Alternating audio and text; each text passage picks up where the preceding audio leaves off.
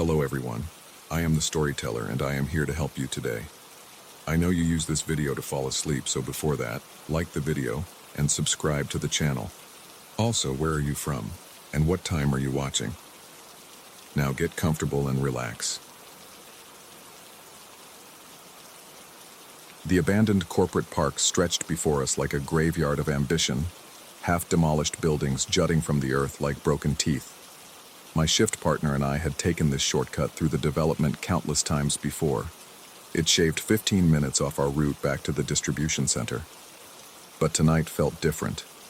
The October air hung thick and still, unusual for Phoenix even at this hour, and the newly paved roads gleamed wet despite the absence of rain. We'd been walking for maybe 10 minutes when I first noticed the white pickup. It crawled along the perimeter road, headlights sweeping across empty lots where office buildings had been reduced to rubble and rebar. The engine's rumble echoed off the remaining structures, a low growl that seemed to come from everywhere at once. My partner noticed it too. I caught him glancing over his shoulder, adjusting his grip on his work bag. The truck made a second pass 5 minutes later. This time I could make out two figures in the cab, though the tinted windows obscured their features. The passenger's silhouette shifted, head turning to track us as they rolled by. My skin prickled with that primitive awareness of being watched, the same feeling I'd get walking past coyotes in the desert at dawn. By the third pass, something had changed. The passenger seat was empty. The pickup idled 30 feet away, engine ticking and rumbling in the silence. No door had opened. I would have heard it. The driver remained motionless behind the wheel, a dark shape that might have been looking at us, or might have been looking at nothing at all. I pulled out my phone. No signal. Not unusual out here, but the timing made my mouth go dry. The reverse lights blazed white. The truck began backing toward us, slow and deliberate. Not the jerky, uncertain movement of someone trying to turn around, but the measured approach of something with purpose. My partner grabbed my arm, his fingers digging in hard enough to hurt. That's when I saw it. The storm drain grate twisted open like a mouth in the asphalt. Without thinking, without discussing, we both moved toward it. The metal rungs were slick with something that wasn't water. The smell hit me as we descended. Industrial solvent mixed with something organic and wrong. The tunnel below was a concrete artery, maybe 6 feet in diameter, with a trickle of dark liquid running along its bottom. Emergency lighting fixtures dotted the ceiling at intervals, but none were operational. We used our phone flashlights, the beams creating wild shadows that danced and writhed with each step. Above us, the truck's engine grew louder. Then came the sound that made my blood freeze, tires rolling slowly overhead, matching our pace exactly. They knew where we were. They were following the storm drain's path, tracking us like hunters following wounded prey. The boot prints appeared in our flashlight beams about 50 yards in. Fresh impressions in the thin layer of sediment, the tread pattern crisp and distinct. They weren't ours. Wrong size, wrong pattern. They led deeper into the tunnel system, and worse, some of them faced back toward us, as if someone had walked backward, watching the tunnel behind them. My partner started breathing faster, harsh gasps that echoed in the confined space. I wanted to tell him to be quiet, but my own breathing was just as ragged. The solvent smell grew stronger, making my eyes water and my head swim. The walls seemed to pulse in the flashlight beams, expanding and contracting like we were inside something alive. A junction appeared ahead, 3 tunnels branching off in different directions. The boot prints led down the leftmost passage, but the tire sounds above were heading right. We went straight, moving faster now, splashing through the trickle that had become a stream. My work boots slipped on the slick concrete, and more than once I had to catch myself against the curved walls, my hands coming away covered in a film that felt like oil, but smelled like copper. The tunnel began to angle upward. Another grate appeared above, this one showing a rectangle of purple sky. We climbed, desperate to escape the pressing darkness and that persistent rumble of the engine that seemed to follow no matter which direction we turned. I pushed the grate aside and hauled myself up, reaching back to help my partner. We emerged 2 blocks from where we'd entered. The white pickup sat at the intersection ahead, engine off, headlights dark. Waiting. I pulled my partner behind a low concrete barrier, some remnant of a demolished building's foundation. We pressed ourselves flat against the dusty ground, hearts hammering so loud I was certain they could hear us. The desert silence was complete. No insects, no distant traffic, nothing but our breathing and the tick of the cooling engine. Then I heard it. On the other side of the barrier, inches from where we lay, breathing. Slow, deliberate breathing that matched neither mine nor my partner's rhythm. The breath came in long draws, patient and measured, like someone savoring air after being underwater too long. With it came that smell again, solvent and copper and something else, something that made my hindbrain scream warnings. A whisper, so close I felt the words more than heard them. Come back. The voice was wrong. Not quite human, or perhaps too human.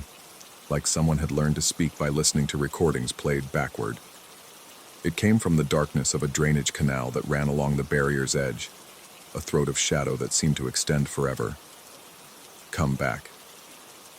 My partner's hand found mine in the dark, squeezing so hard I thought the bones might break. Neither of us moved. Neither of us breathed. The thing on the other side of the barrier shifted, gravel crunching under weight that seemed too heavy, distributed wrong, like someone walking on hands and feet. You took the wrong tunnel. Come back. The white pickup's engine roared to life, headlights blazing. In that sudden illumination, I saw them. Shadows that didn't match anything casting them, moving independent of their sources. They flowed like liquid across the ground, reaching toward us with appendages that weren't quite arms, weren't quite anything recognizable. We ran. Behind us, the engine sounds multiplied. Not one truck, but many, their headlights creating a constellation of pursuit. The shadows lengthened and merged, forming corridors of darkness that herded us toward the drainage canal. My partner stumbled, went down hard. When I pulled him up, his face was pale, eyes focused on something behind me that made his mouth work soundlessly. I didn't look back. We reached the chain-link fence at the development's edge and went over it, tearing clothes and skin. The distribution center's lights blazed ahead, promising safety, normalcy, sanity. We sprinted across the empty lot, burst through the employee entrance, startling the security guard who looked up from his magazine with mild concern that shifted to alarm when he saw our faces. The guard asked what happened. I couldn't answer. My partner just shook his head, over and over, like he was trying to dislodge something from his mind. We clocked out early, didn't speak in the locker room, drove home in separate cars. I called in sick the next 3 days. When I finally returned, my partner had already quit. No notice, no explanation. The security guard mentioned he'd been asking about the old corporate park, about who owned it, who had worked there before the demolition started. The guard said my partner had seemed different, distracted, kept touching his neck like something was crawling on it. I'd take a different route now. 15 minutes longer, but I never have to see that place. Except sometimes, in the rearview mirror, I catch glimpses of a white pickup following at a distance. When I look directly, it's never there. Just shadows that don't quite match the objects casting them, and the persistent smell of industrial solvent that clings to my clothes no matter how many times I wash them. Last week, I found boot prints in my apartment, fresh ones, leading from the front door to my bedroom, that same distinctive tread pattern from the tunnel. They faced the bed, like someone had stood there watching. The property manager swears no one has a key but me. The security footage shows nothing, just shadows moving in ways shadows shouldn't move. I've started leaving the lights on at night, all of them. But in the moments between waking and sleep, I hear it again. That patient breathing, that whisper that comes from everywhere and nowhere. Come back. Sometimes I wonder if we ever really left those tunnels. If maybe we're still down there in the dark, and everything since has been our minds trying to make sense of something that can't be understood. The solvent smell grows stronger each day. My reflection in mirrors doesn't always match my movements perfectly. There's a delay, just a fraction of a second, like it's considering whether to follow along. My former partner called yesterday. At least the caller ID showed his number. The voice was his, but wasn't. Words formed in reverse order, meaning assembled from scattered syllables. He said he understood now. Said the tunnels went deeper than we knew, connected to places that weren't quite here, weren't quite anywhere. Said the white pickup was just the beginning, that they'd been waiting in that abandoned development for someone to take the wrong path, to open the wrong doors. He said they're patient. They've always been patient. Before the line went dead, he whispered those two words that have haunted every silent moment since. Come back. I know I should move away from Phoenix, start over somewhere else. But something tells me it wouldn't matter. Some doors once opened can't be closed. Some paths, once taken, lead to the same destination no matter which direction you run. The boot prints appear more frequently now. Sometimes wet, sometimes dry, always fresh, always watching. The shadows in my peripheral vision grow bolder, taking shapes that shouldn't exist in three-dimensional space. The smell of copper and chemicals has become my constant companion. Tonight, I found a storm drain grate in my bathroom floor that wasn't there yesterday. The building manager insists it's always been there, shows me blueprints that my eyes refuse to focus on.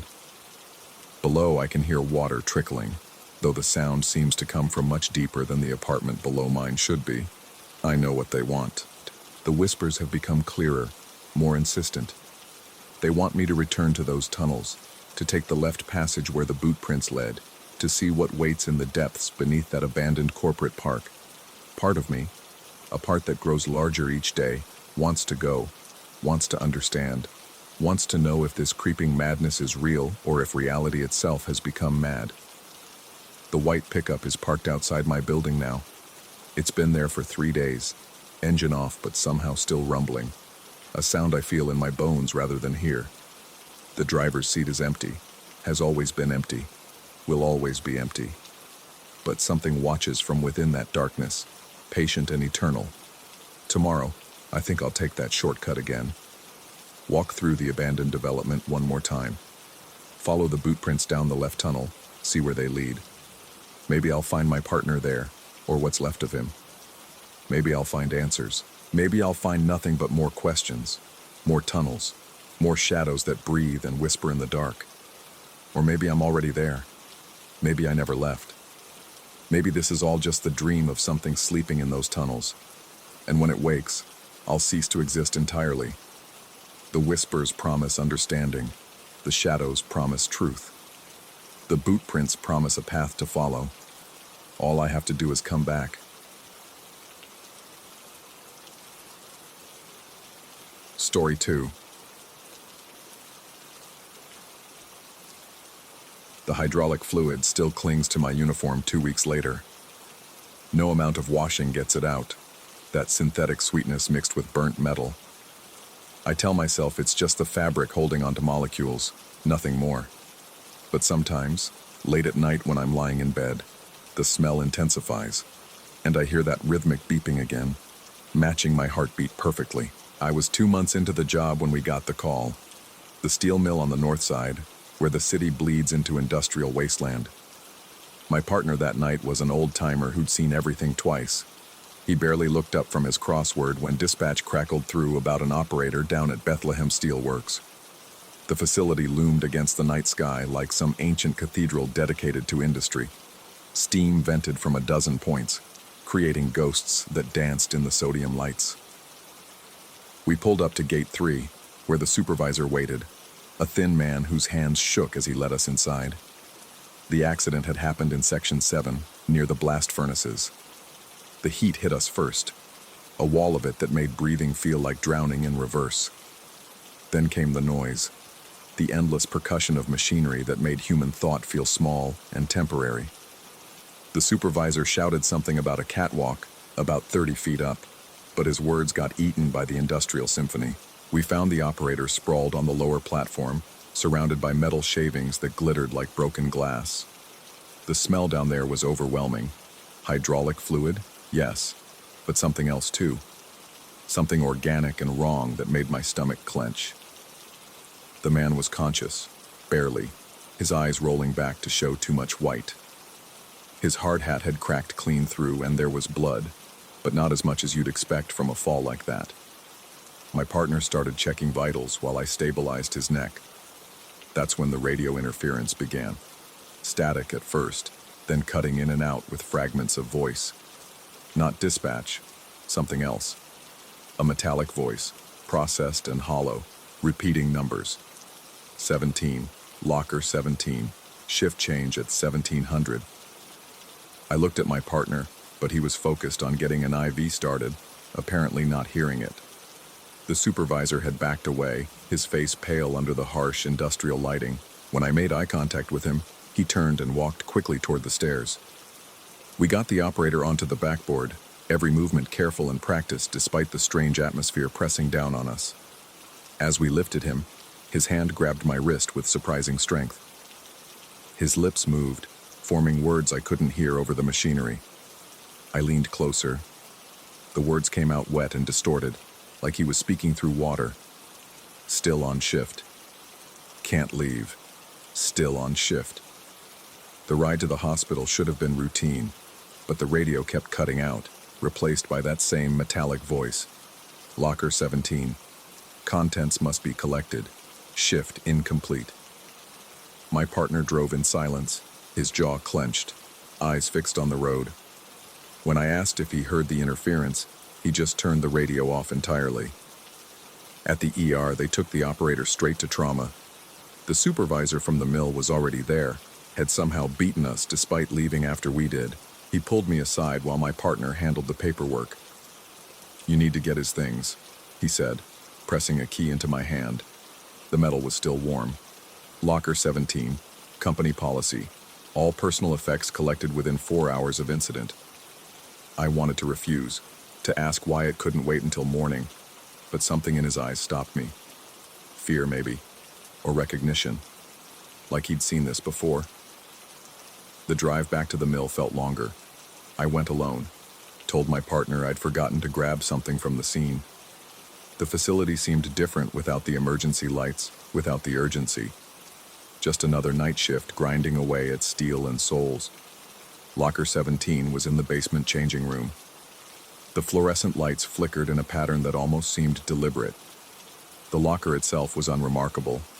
Dented, painted that industrial green that exists nowhere in nature. Inside, a wallet, keys, a lunch that would never be eaten, and a pager, still vibrating against the metal shelf.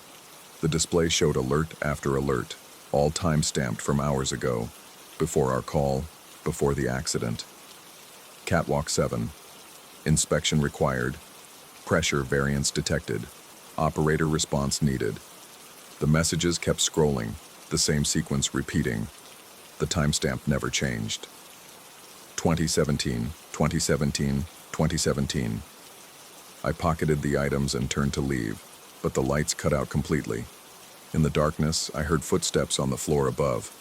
Heavy, rhythmic, matching the phantom beeping that had started in my ears. The emergency lighting kicked in, bathing everything in red, and I saw him. Or thought I did. A figure at the far end of the room, standing perfectly still. Coveralls like mine, like the operator's. But wrong somehow. Too tall, joints bent at angles that hurt to perceive. When I blinked, it was gone, but the footsteps continued above me, pacing. I ran. Not proud of it, but I ran. Up the stairs, through the corridors that all looked the same in the emergency lighting. The footsteps followed, always above, always matching that beeping rhythm that was either in my head or in the walls or both. The radio in the ambulance was on when I got back, despite my certainty that my partner had turned it off. That metallic voice again, clearer now. Shift change denied. Coverage required. Return to Station 17. I drove back to base in silence, delivered the personal effects to the supervisor who was somehow still there, still waiting. He took them without a word, but I saw him check the pager, saw his face tighten at whatever he read. That should have been the end of it. Just another industrial accident, another reminder that steel mills eat people as surely as they eat iron ore. But the radio interference followed me home. My scanner, which I keep on out of habit, started picking up transmissions that didn't match any frequency I knew. Always at 2017, always the same metallic voice. Sometimes it was coordinates, always leading back to the mill. Sometimes it was shift schedules for workers whose names I didn't recognize. Sometimes it was just counting.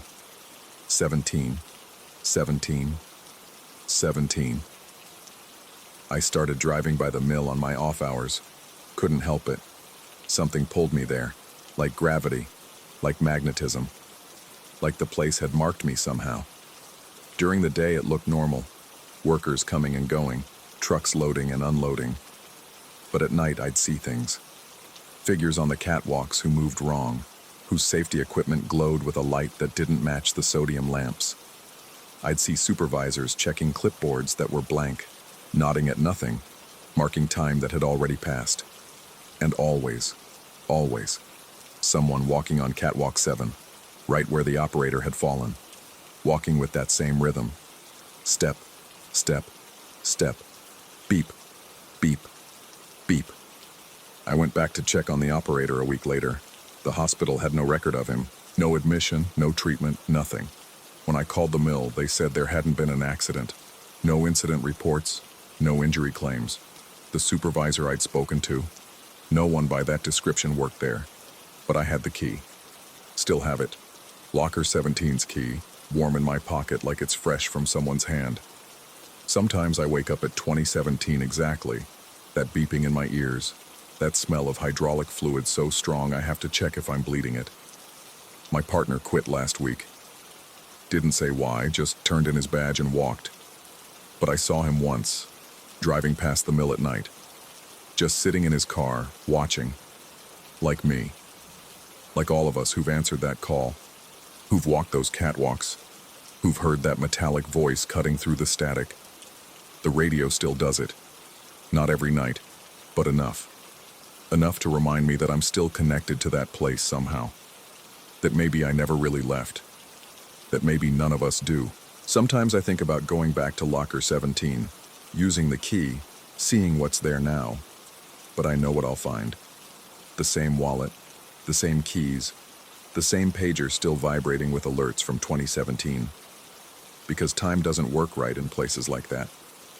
Places where metal meets flesh, where shifts never end, where the machinery runs on something more than electricity and steam.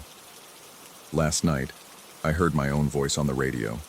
Metallic, processed, but definitely mine. Calling in an accident at the mill. Operator down on catwalk 7, requesting immediate response. I wasn't on shift. I was home, in bed, listening to myself report an accident that hadn't happened yet. Or had already happened. Or was always happening, caught in some industrial loop that grinds on and on like the mills themselves. The smell is getting stronger. The hydraulic fluid, sweet and synthetic, seeping through my pores. The beeping is constant now, a rhythm I can't escape. And sometimes, when I look in the mirror, I see myself wrong. Too tall, joints bent at angles that shouldn't exist. Wearing coveralls I don't own, standing on a catwalk I've never climbed. Maybe I'm losing it. Maybe the stress of the job, the long hours, the constant exposure to trauma, maybe it's finally catching up. That's what the rational part of my brain says, the part that still believes in cause and effect, in linear time, in the difference between real and imagined. But the key in my pocket is real. The smell that won't wash out is real. The voice on the radio calling me back, always calling me back, is real enough. Tonight I'm on shift again. It's 20th now. In 17 minutes, the radio will crackle, the call will come through. An operator down at Bethlehem Steelworks, Section 7, near the blast furnaces. And I'll respond, because that's what I do. That's what I've always done, what I'm always doing. The ambulance is already running. I can hear it idling outside even though I haven't started it yet. My partner is already in the passenger seat, even though he quit last week. The route to the mill is already mapped in my mind. Every turn, every gate, every step from the entrance to catwalk 7. The hydraulic fluid drips from my uniform now, leaving trails that disappear before they hit the ground. The beeping has synchronized with my pulse, or maybe my pulse has synchronized with it. Either way, we're in harmony now, the mill and I, part of the same system, the same endless shift that started before the accident and continues after it. folding in on itself like metal being pressed and shaped and pressed again. 2016 now. 1 minute. The key is burning in my pocket. Locker 17 is calling. The supervisor who doesn't exist is waiting with paperwork that was never filed. The operator who was never admitted is still falling, always falling, 30 feet through superheated air onto a bed of metal shavings that glitter like broken glass, like stars, like the lights of a city that builds itself from the bones of the men who feed it. 2017. The radio crackles. I answer.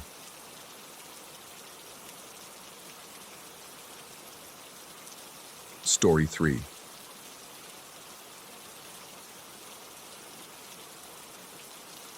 The listing said, recently remodeled basement apartment, like it was something to celebrate. $400 below market rate should have been my first warning. But desperation has a way of making you overlook the obvious. Milwaukee in February isn't kind to the unemployed, and when you're 3 months behind on everything, you don't ask questions about why a place that nice sits empty for 6 months. I moved in during a snowstorm, boxes getting soaked as I hauled them down the narrow exterior stairs. The basement was surprisingly spacious. Exposed brick walls painted white, new laminate flooring that tried too hard to look like hardwood, track lighting that cast everything in that sterile showroom glow. The previous tenant had left a vintage record rack in the corner, solid oak with brass corners. The landlord said I could keep it or toss it. I kept it. The first 3 nights passed without incident. I unpacked slowly, arranged my books on the built-in shelves, set up my desk against the wall that got the most light from the small windows near the ceiling. During the day, with sunlight filtering through those windows, the place felt almost cozy. At night, the track lighting made shadows that didn't quite behave the way shadows should. Too long in some places, absent in others where logic said they belonged. It was the 4th night when I first woke to find the hallway light on, not unusual in itself. Old wiring, I told myself. But as my eyes adjusted, I saw it there, standing beside the record rack, perfectly still. At first, I thought someone had broken in, and adrenaline shot through my veins like ice water. But as I blinked, trying to focus, I realized this wasn't quite a person. The figure had the shape of a man, average height, wearing what might have been a suit or might have been shadows. But where the face should have been, there was only a smooth, blurred surface, like looking at someone through frosted glass. Not featureless exactly. There were suggestions of features, impressions where eyes and mouth should be, but nothing resolved into clarity no matter how hard I stared. I must have fallen back asleep, because the next thing I knew, morning light was streaming through the windows, and the hallway light was off. A dream, obviously. Stress from the move, unfamiliar surroundings. The mind plays tricks. But then I smelled the coffee. Rich, dark roast. That particular burnt sugar note my grandmother's percolator used to make. The scent was so strong it pulled me from bed. I found a full pot in my kitchen, still warm, condensation beating on the glass.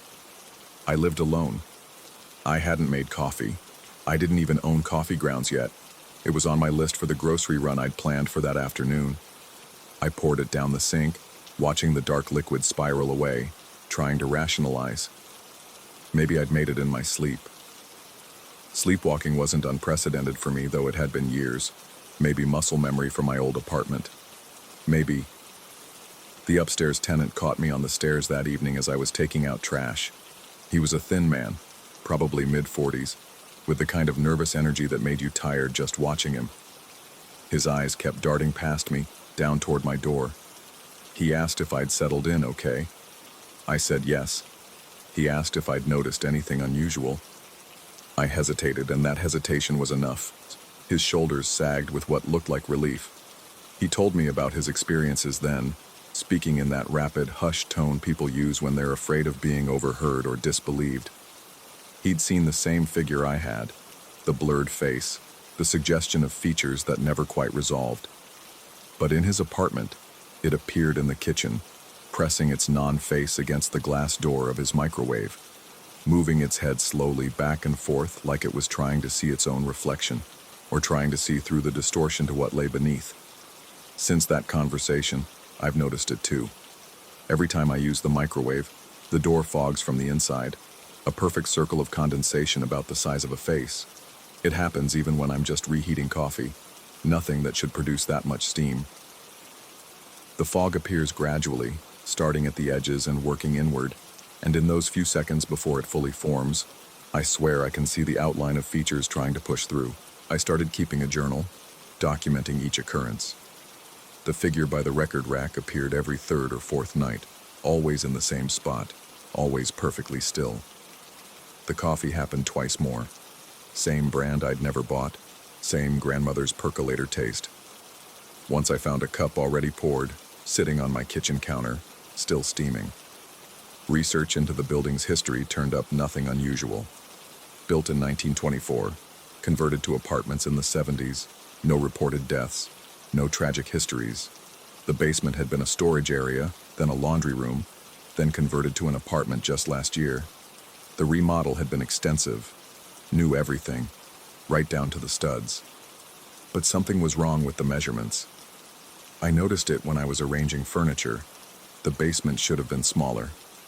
Based on the foundation visible from outside, there should have been another 100 square feet somewhere. I measured obsessively, checked against the upstairs tenant's floor plan, when he invited me up for beer. His apartment was definitely larger than mine, even accounting for the basement's thicker walls. I found it eventually, a section of wall behind the water heater that sounded different when knocked. Hollow. But there was no seam, no door, just smooth drywall painted the same white as everything else. The landlord claimed ignorance when I called. Previous architectural quirk, he said. Old buildings were full of them. The presence grew bolder. I'd wait to find it had moved, sometimes by the kitchen doorway, sometimes at the foot of my bed. Always that same blurred face, like someone had taken an eraser to reality itself. It never made sound, never moved while I watched, but evidence of its activities accumulated. Dishes rearranged in the cabinets, books shelved spine in, all my vinyl records. I'd started collecting them to fill that abandoned rack, turned to face the wall. The upstairs tenant stopped me again, 3 weeks after our first conversation. He looked haggard, dark circles like bruises under his eyes. The thing had been pressing against his bathroom mirror now, he said, leaving those same foggy circles. But worse, he'd started seeing it in peripheral vision during the day, quick movements in reflective surfaces, a blur sliding past windows, a shape in the black screen of his television. I'd been experiencing the same, but hadn't wanted to admit it. Every reflective surface had become suspect. I'd removed the mirror from my bathroom, turned my computer monitor to face the wall when not in use, even went so far as to put tape over my phone's black screen. But it didn't help. The presence found other surfaces. The window at night, the glass door of the oven, even the surface of my coffee when the light hit it just right. The coffee continued appearing, sometimes a full pot, sometimes just a cup. Always that same distinctive taste that pulled me back to my grandmother's kitchen, to being 8 years old and safe. I started drinking it. I know how that sounds, but after the 5th time, the 6th, the 10th, it seemed more dangerous to refuse, like rejecting a gift from something that had gone to considerable effort to learn your preferences. Sleep became elusive. Not from fear exactly. The presence had never been overtly threatening, but from a kind of hyper-wakefulness, a constant awareness of being observed. I'd lie in bed tracking its movements by the subtle changes in air pressure, the way shadows shifted without any light source changing. Sometimes I'd feel the mattress depress slightly, as if someone had sat on the edge of the bed. But when I looked, there was only that familiar blur standing in the corner, face turned toward the wall. I started finding notes. My handwriting, but nothing I remembered writing. Simple things at first. Check the record rack. The coffee is getting cold. Look in the mirror. Then longer messages, more urgent. It wants to be seen. The glass is thinning. Stop hiding from your own face. The upstairs tenant moved out abruptly. No goodbye, just gone one day.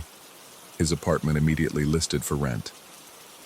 I thought about leaving too, but something held me back. Maybe it was the cheap rent.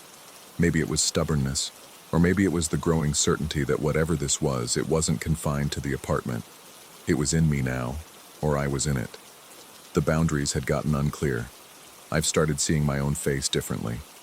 In the brief moments before the microwave door fogs, before I can look away, I catch glimpses of my reflection that don't quite match what I expect. Features slightly off, like someone had traced my face from memory and gotten the proportions wrong. The blur beside the record rack has grown clearer over time, not sharper, but more familiar. The suggestion of features has begun to resolve into something almost recognizable. Last night, I made a decision. Instead of fleeing when the presence appeared, I walked toward it, stood directly in front of it, close enough that I could smell that coffee scent that clung to it like cologne. The blurred face tilted toward mine, and for the first time, I saw it clearly. Not the features themselves, but what they were trying to become. It was my face, or trying to be. Like something had been studying me through frosted glass, through foggy mirrors and microwave doors, trying to understand the arrangement of eyes and nose and mouth, trying to comprehend what it meant to have a face at all. The recognition hit me with a physical force that sent me stumbling backward. Now I understand why the measurements were wrong, why there was hollow space behind the walls. The apartment isn't smaller than it should be. It's doubled, folded in on itself like paper, two spaces occupying the same location, separated by the thinnest membrane of reality. And I'm not alone here. I never was. I've started making coffee for it now. 2 cups every morning, one for me, and one that I leave by the record rack. Sometimes the cup empties while I'm not looking. Sometimes I find it later in unusual places. Inside the microwave, behind the books. Once perfectly balanced on the edge of the bathroom sink I'd been avoiding. The fog on the glass surfaces has changed too. Instead of obscuring, it's starting to reveal. Each time the microwave door fogs, the features become clearer. Not my features anymore. Or not just mine. Something hybrid. Something between what I am and what it's trying to become. We're meeting somewhere in the middle, in that blurred space between recognition and anonymity. I've stopped keeping the journal. There's no point documenting something that's documenting itself, writing its own story in coffee rings and foggy glass, in rearranged objects and the slow dissolution of boundaries between observer and observed. The presence doesn't stand by the record rack anymore. We stand there together, or perhaps we're the same thing standing there, looking at our reflection in the window, trying to remember which side of the glass we started on. The new upstairs tenant has started asking questions. She mentions strange sounds from below, the smell of coffee at odd hours, the way her mirrors fog when she's not in the bathroom. I tell her it's an old building. I tell her these things happen. I watch her nervous glances toward my door and recognize the expression, the same one the previous tenant had, the same one I must have had those first few weeks. Yesterday, she asked me directly if I'd noticed anything unusual. I hesitated, just like I had before, but instead of confirming her fears, I found myself saying no. Nothing unusual at all. The words came out smooth and automatic, like something else was speaking through me. Or maybe it was me.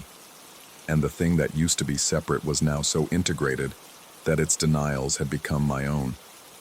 I don't know when I stopped being afraid. Maybe it was gradual, like the slow focusing of those blurred features. Maybe it was sudden, like the moment you realize the monster under your bed is just the shadow of your own dangling foot. Or maybe fear just transformed into something else. Recognition, acceptance, a kind of terrible intimacy with something that knows you better than you know yourself, because it's been studying you from the other side of every reflection. The coffee pot is full again this morning. I pour 2 cups and walk to the record rack, where my reflection waits in the morning light through the window. We stand there together, sipping coffee that tastes like memory, like my grandmother's kitchen, like safety that never quite existed.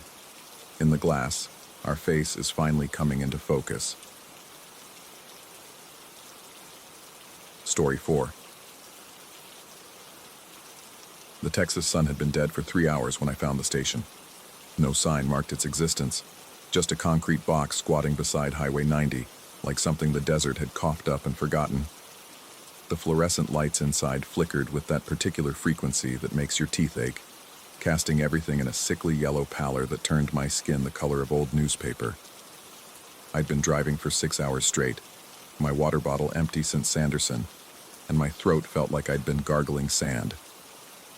The bell above the door rang when I pushed inside, but it kept ringing. Not the cheerful ding-ding of arrival, but a continuous metallic tremor, as if the clapper had gotten stuck mid-swing. The sound burrowed into my skull while I stood there, waiting for someone to appear behind the counter. The register sat open, bills fanned out like playing cards.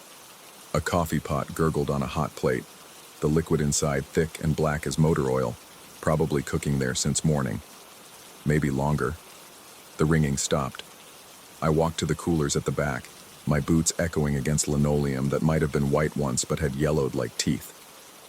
The refrigerator hummed with mechanical distress, and through the glass doors, I could see condensation running in rivulets that looked almost deliberate, like someone drawing patterns from the inside. The water bottles were warm to the touch despite the freezing air blowing from the vents. I grabbed 2 anyway. That's when he entered. The door didn't ring this time. He just appeared in my peripheral vision, a shape in a faded denim jacket moving toward the energy drinks. But he wasn't looking at them. In the curved reflection of the glass door, I could see his eyes tracking me, following my hand as I reached for a 3rd bottle. When I shifted left, his reflection shifted too, maintaining that perfect angle where he could watch without seeming to watch. I moved to the counter. He drifted behind me, always keeping 2 aisles between us, his footsteps somehow out of sync with his movement. I could hear him walking when he stood still, silence when he moved. My neck prickled with that primitive awareness that comes from millions of years of being prey. The register was still open, still no one behind the counter. I left a 20 beside the coffee pot and headed for the door. He followed. Outside, the parking lot felt smaller than when I'd arrived, as if the desert had crept closer while I was inside.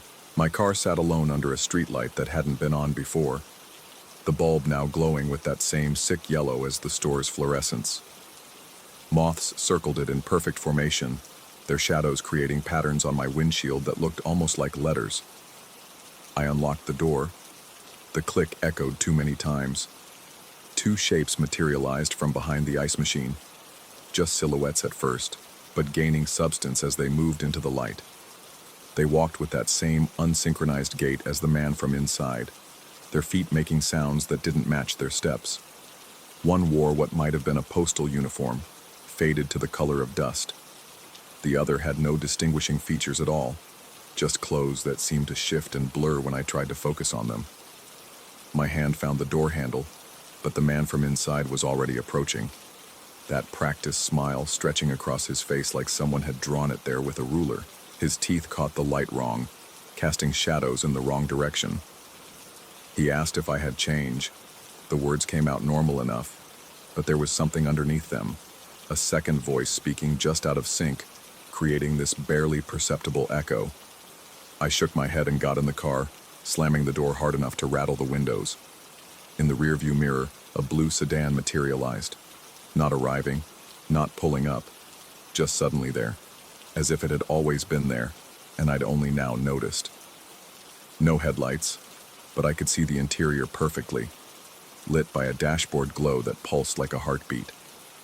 The driver's silhouette didn't move, didn't shift, didn't even seem to breathe. I turned the key and floored it. The tires screamed against the asphalt, laying rubber in black strokes across the concrete. In the mirror, the 3 figures stood perfectly still, watching. The sedan didn't follow immediately. It waited until I was almost to the highway, then eased forward without any sound of an engine, gliding like something on rails. 20 miles out, my hands finally stopped shaking enough to notice the speedometer. 95 and climbing. The sedan maintained perfect distance behind me, always the same 3 car lengths back no matter how fast I went. Its shadow fell wrong on the road, stretching forward instead of back, reaching toward my bumper with fingers of darkness. That's when I saw the receipt.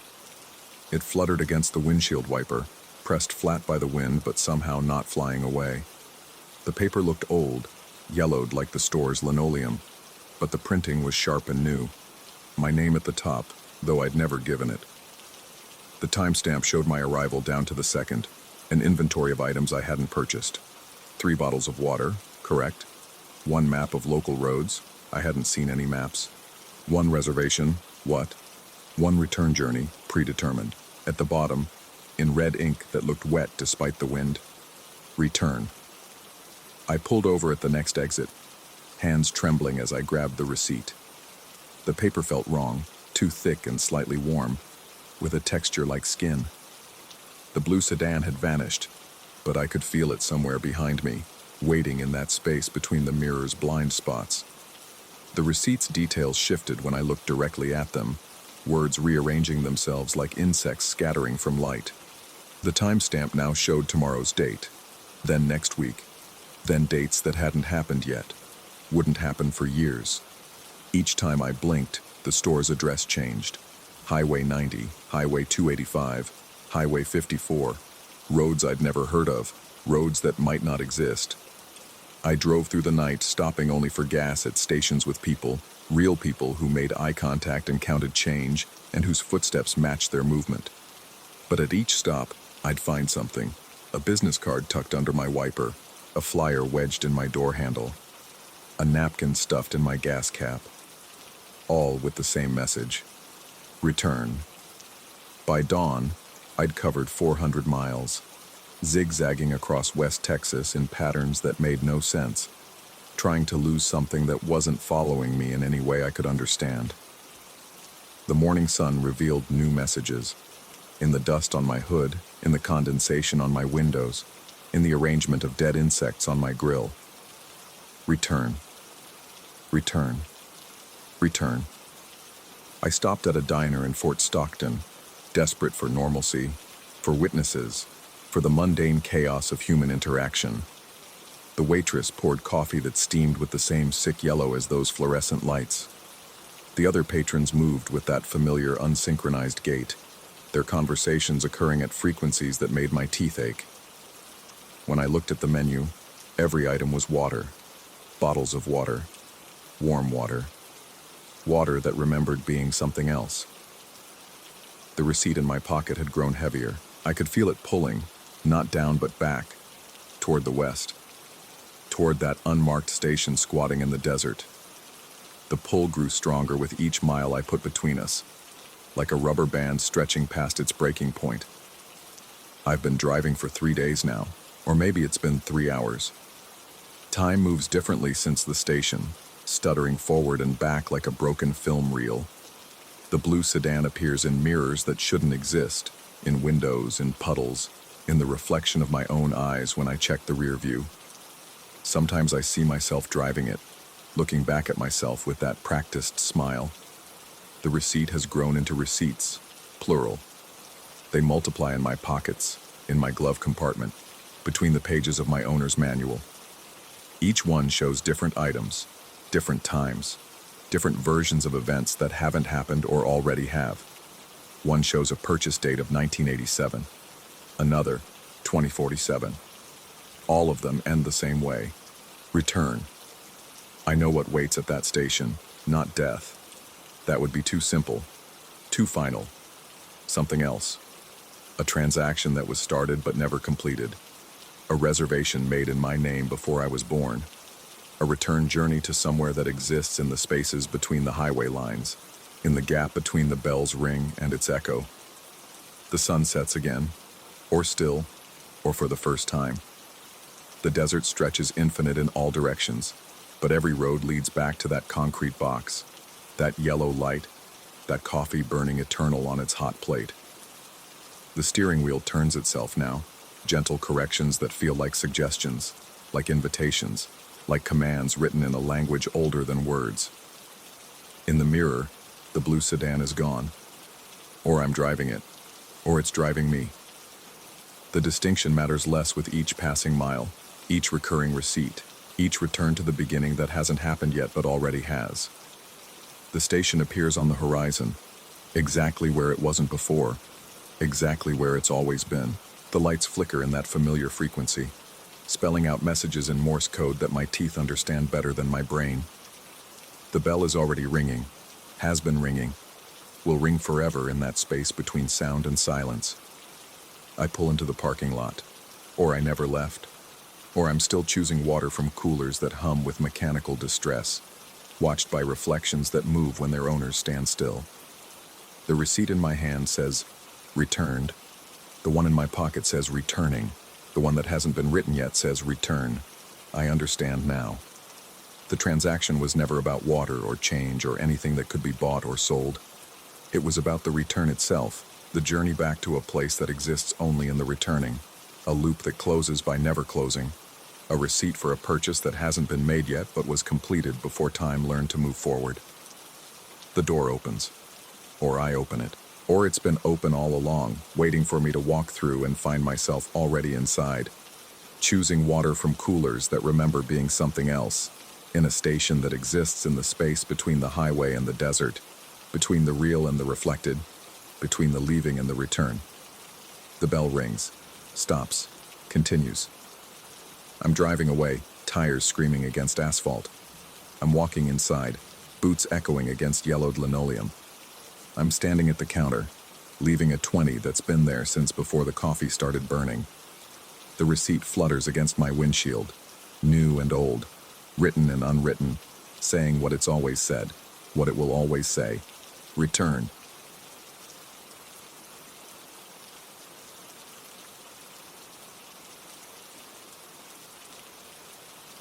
Story 5.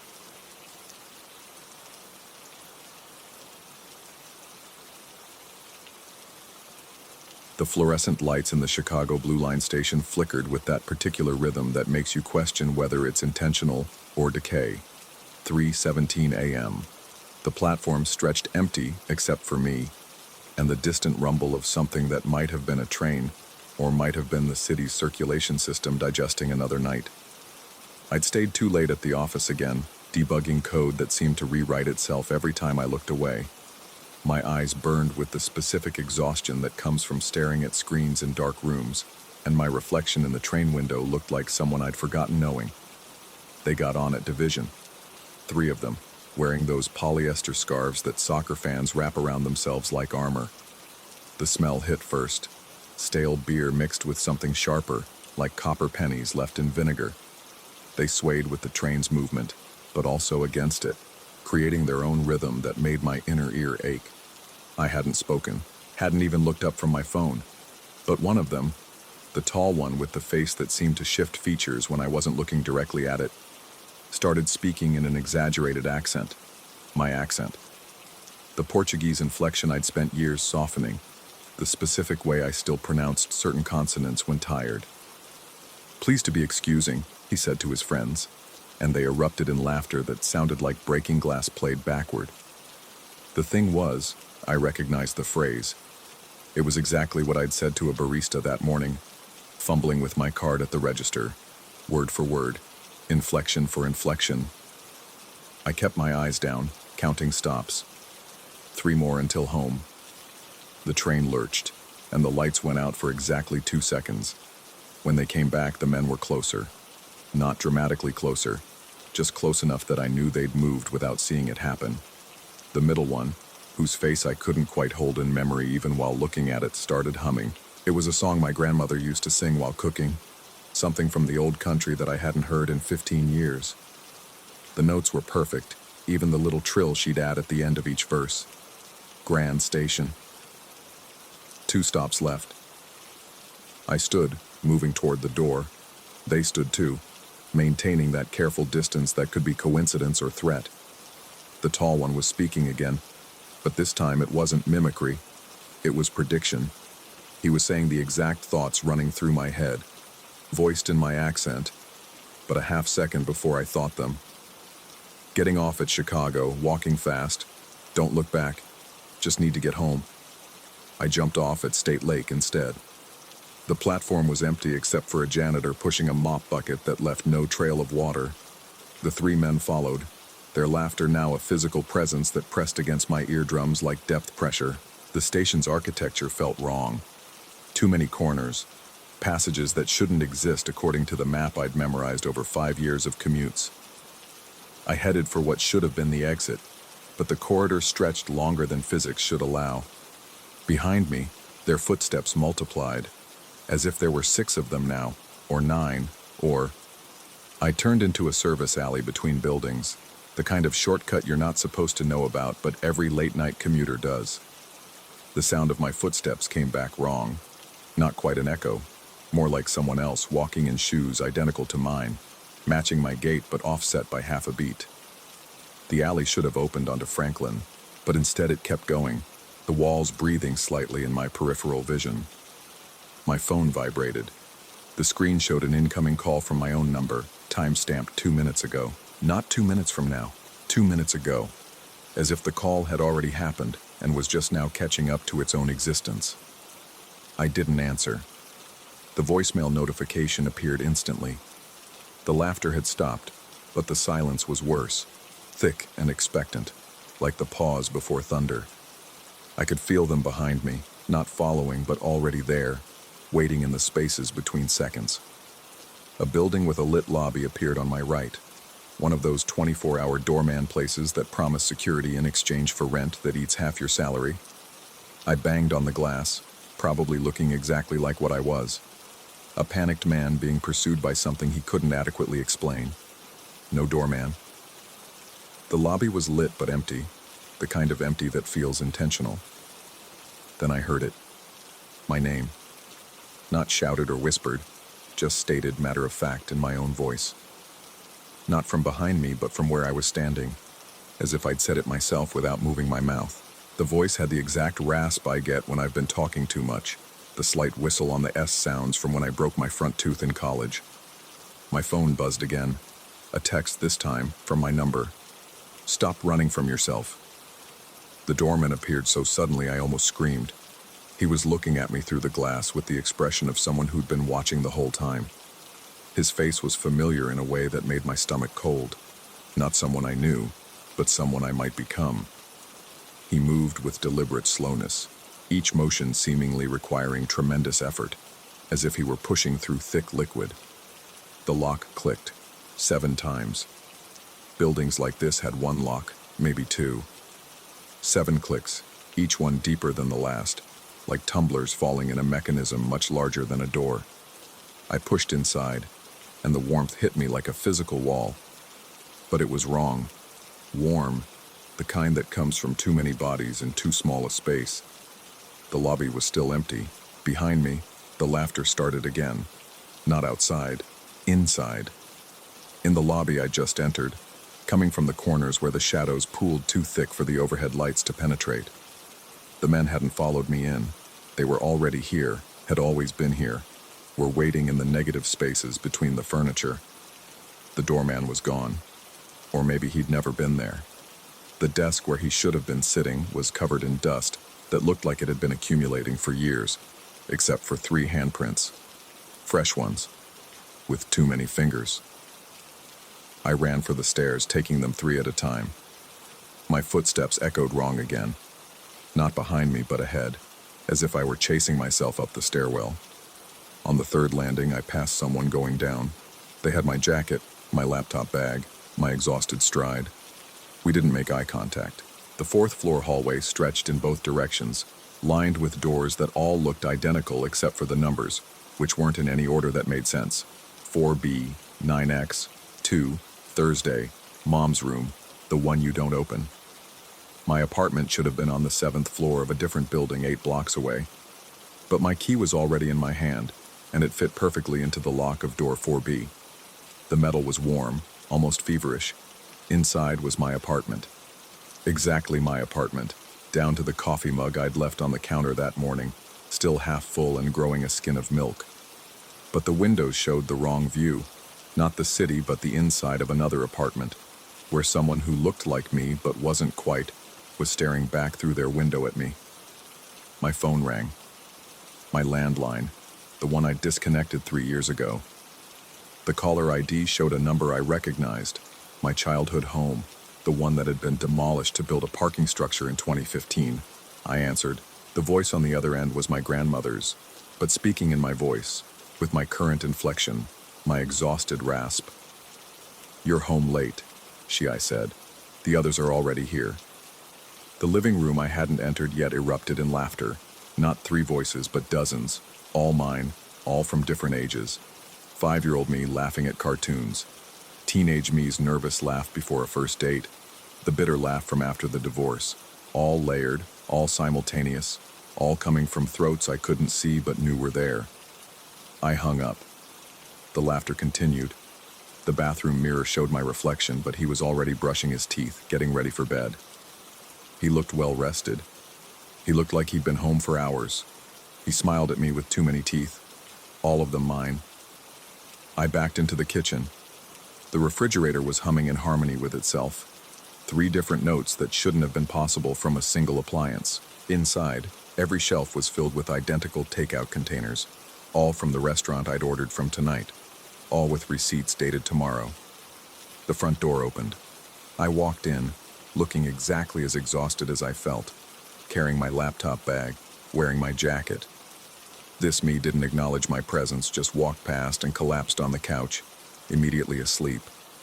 Another door opened, one that hadn't existed in the wall before. Another me entered, this one in gym clothes I'd thrown away years ago. Then another, in the suit I was planning to buy next month. They kept coming, all ignoring each other, all going about their routines as if they were the only one there.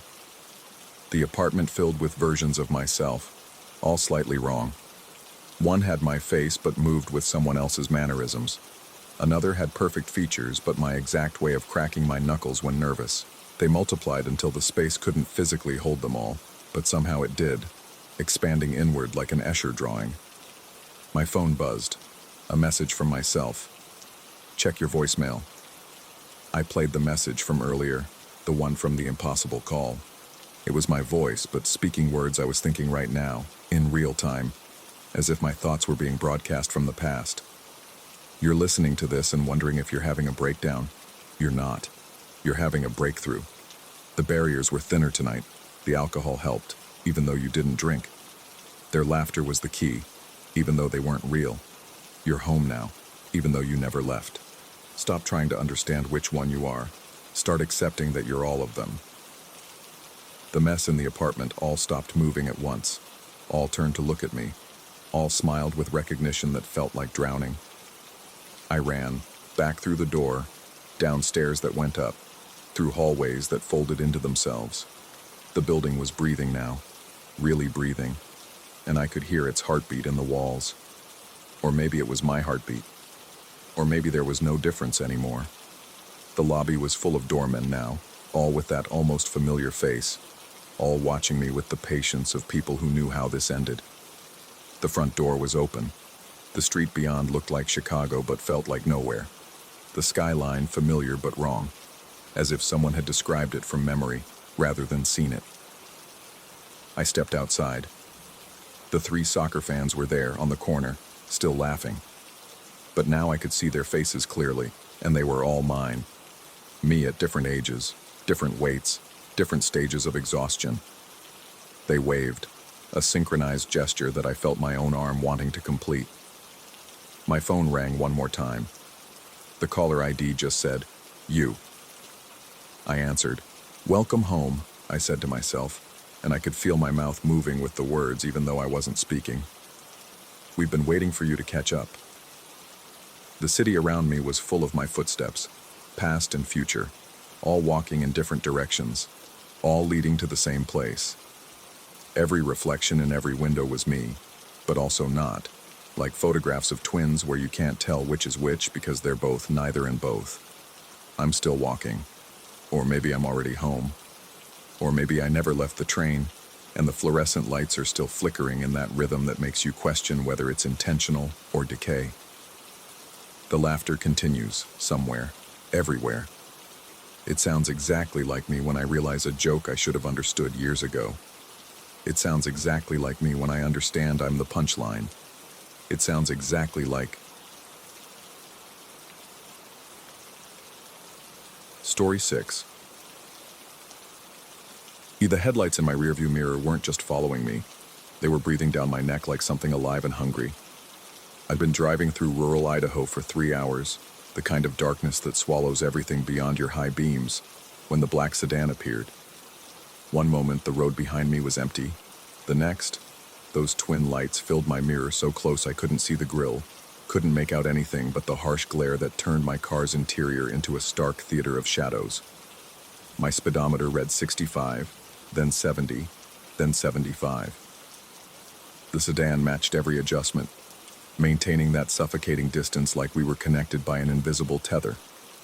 The road ahead curved through potato fields and abandoned farmhouses, their broken windows catching my headlights like dead eyes opening and closing. I could taste copper in my mouth, that metallic tang of fear that comes when your body knows something your mind hasn't accepted yet. The roundabout appeared like a promise of escape, its 3 exits radiating into different directions of darkness. I'd passed through here before, years ago, remembered it as unremarkable, just a traffic circle where farm roads intersected. But tonight it seemed to pulse with possibility.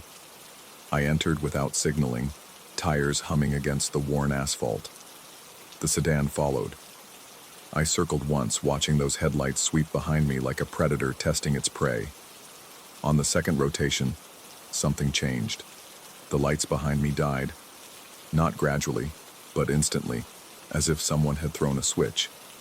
My rearview mirror went dark, but I could still feel the weight of that presence, could hear the subtle growl of an engine that wasn't mine. The hair on my forearm stood rigid beneath my jacket. Third rotation, I strained to see in the mirror, caught nothing but the red glow of my own taillights painting the empty road. The sedan had vanished, not turned off, not pulled away, but simply ceased to exist in the space it had occupied seconds before. I took the gravel exit, my hands trembling against the steering wheel, knuckles white as bone. The cattle pen materialized in my headlights a quarter-mile down, its weathered posts and rusted wire familiar from a dozen drives through this area. The cattle guard rattled beneath my tires as I pulled alongside the fence, that hollow metallic sound that always made me think of xylophones made from pipes. I needed to stop, needed to breathe, needed to convince myself that what had just happened had a rational explanation. The engine ticked as it cooled. Silence pressed against the windows. That complete absence of sound that only exists in places where humanity has barely made a dent. No insects, no wind, no distant traffic, just the weight of nothingness pressing against my eardrums until they ached. Then the radio came alive. Not music, not voices. A rhythmic static that pulsed like someone tapping on a microphone. Thump, thump, thump. Steady as a heartbeat, deliberate as Morse code. I hadn't touched the dial. The radio had been off since I'd started driving, preferring the silence to help me think through the meeting I'd attended in Boise. But now it breathed that electronic rhythm into the car's interior, and the green display showed no station, no frequency, just dashes where numbers should be. I reached for the power button. The tapping intensified, became almost frantic, like someone desperate to communicate. My finger hovered over the button but didn't press it. Something in that rhythm felt important. Felt like a warning or a plea or maybe both. Movement caught my peripheral vision. The fence posts were vibrating, not all at once, but in sequence. Starting from the far end near the road and rippling toward me like dominoes made of wood and wire. Each post hummed for a second before passing the vibration to the next, the wire between them singing a low, metallic note that made my teeth ache. The progression was slow, methodical, purposeful. It reminded me of watching someone run their finger along a piano keyboard, each note distinct but part of a larger melody I couldn't quite grasp. The vibration reached the post nearest my car and stopped. The wire continued to hum, but softer now, like it was waiting. The radio static shifted, became almost questioning. Thump, thump. And I found myself holding my breath, waiting for something I couldn't name. Light exploded in the distance. The roundabout I'd left behind, maybe half a mile back down the road, suddenly blazed with illumination. Every streetlight, lights I hadn't even noticed in my panic, flared to life simultaneously, creating a perfect circle of brightness in the ocean of darkness. It looked wrong, looked staged, like someone had dropped a spotlight on a single point of interest in an otherwise empty theater. But that wasn't the worst part. The sedan was there, circling the roundabout in an endless loop. Even from this distance, I could see it clearly in that unnatural brightness. Black paint gleaming, moving at a constant speed, never varying, never stopping. And the driver's door hung open, swinging slightly with each rotation, revealing an empty seat, no hands on the wheel, no shadow of a person inside. My rational mind scrambled for explanations. Someone had jumped out, was hiding in the darkness, playing an elaborate prank.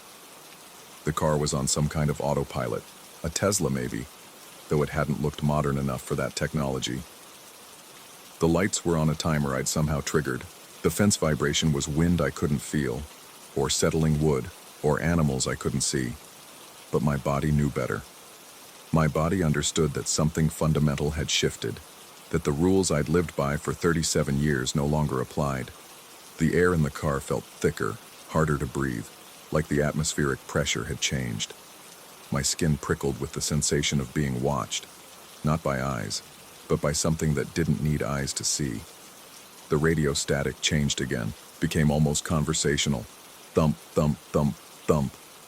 And I found myself responding out loud, my voice cracking in the silence. I asked what it wanted, told it I didn't understand, pleaded for it to make sense.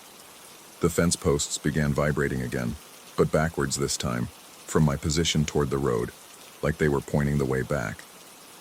I started the engine. The radio went silent immediately, cutting off mid-thump.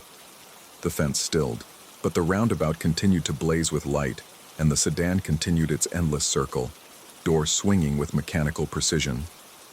I pulled back onto the gravel road, away from the spectacle behind me. Every instinct screamed to floor it, to put as much distance as possible between myself and whatever was happening in that circle of light. But something made me drive slowly, carefully, like sudden movements might trigger something worse. 5 miles down the road, I pulled into a 24-hour gas station, one of those fluorescent oases that promise normalcy and human contact. The attendant, a kid who couldn't have been more than 20, looked up from his phone when I entered. I must have looked bad because his expression shifted from boredom to concern. He told me I was white as a sheet, asked if I needed him to call someone. I almost laughed. Who would I call? The police? Tell them what exactly? That a car had followed me and then disappeared? That fence posts had vibrated? That an empty vehicle was driving itself in circles? I bought a coffee I didn't want and sat in my car under the harsh lights of the station canopy, watching the road I'd come from. Part of me expected to see those headlights appear, expected the sedan to pull in beside me, ducker still open, still empty. But nothing came. After an hour, I drove on, took the long way home, avoided that stretch of road entirely. 3 days later, I looked up the location on Google Maps, needing to confirm the roundabout existed, that I hadn't imagined the whole thing. The satellite image showed the circle clearly, 3 exits just as I remembered. But in the center of the roundabout, where there should have been grass or decorative landscaping, there was something else. The image was too pixelated to make out clearly, but it looked like marks in the earth, patterns that seemed deliberate, almost like tracks worn by something circling endlessly. I zoomed in as far as the image would allow. The marks formed a perfect spiral, starting from the outer edge and coiling inward to a dark spot in the exact center. The date stamp on the image was from 2 years ago. The next week, I had to drive through that area again for work. I told myself I'd take the same route, prove to myself it had been exhaustion, stress, some kind of breakdown. But when I reached the turnoff, my hand steered me away without conscious thought, taking a detour that added 40 minutes to my journey. I've driven past that turnoff 6 times since then. Never taken it. Sometimes, late at night when I can't sleep, I think about that sedan still circling, door still open, waiting for whatever was supposed to get in or whatever had gotten out. I think about those fence posts vibrating, pointing the way back. I think about the static on the radio, rhythmic and insistent, like it was trying to tell me something crucial that I was too human to understand. Last month, a colleague mentioned taking that route as a shortcut. I asked him, trying to sound casual, if he'd noticed anything unusual about the roundabout. He looked at me strangely, said there was no roundabout on that road, just a straight stretch between 2 farms. Insisted on showing me on his phone's GPS, and he was right.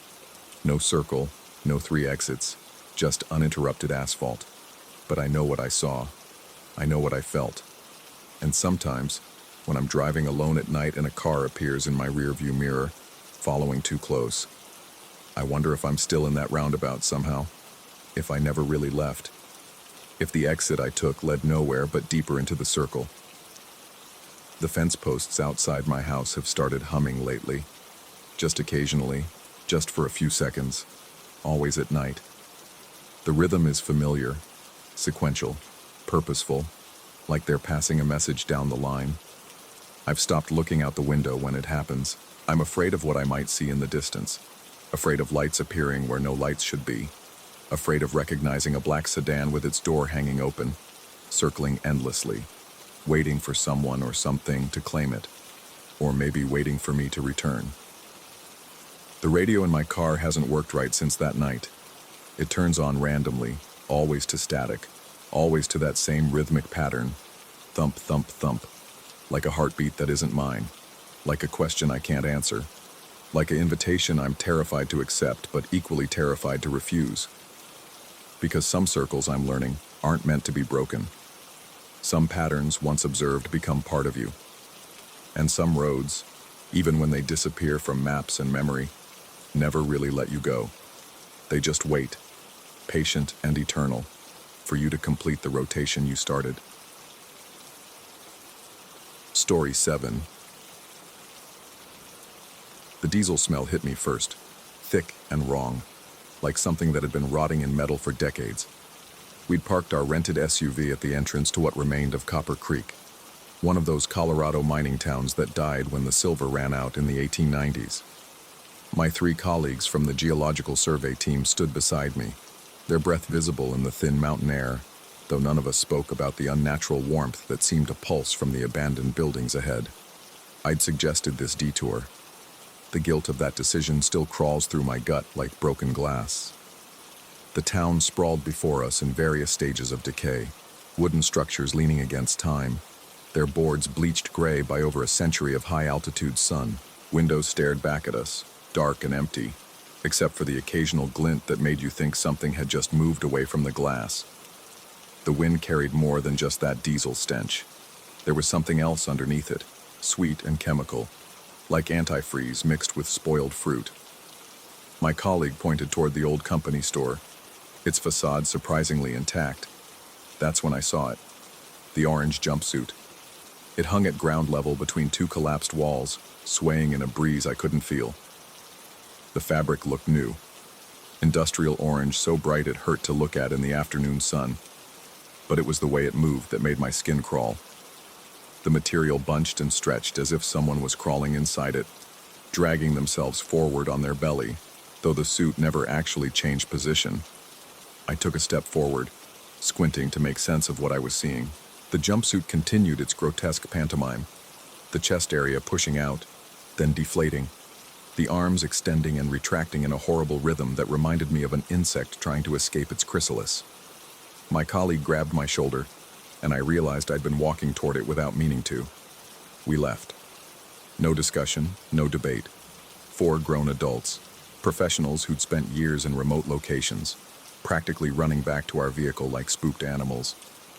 The engine turned over on the 3rd try, and I reversed out of that place faster than was safe on the narrow mountain road.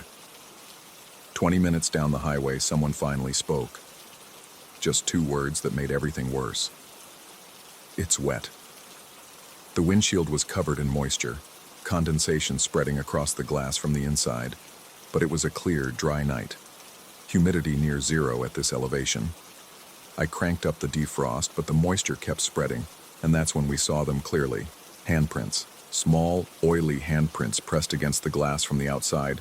Dozens of them, overlapping and smearing. They were child-sized but wrong. The proportions off, the fingers too long, too thin.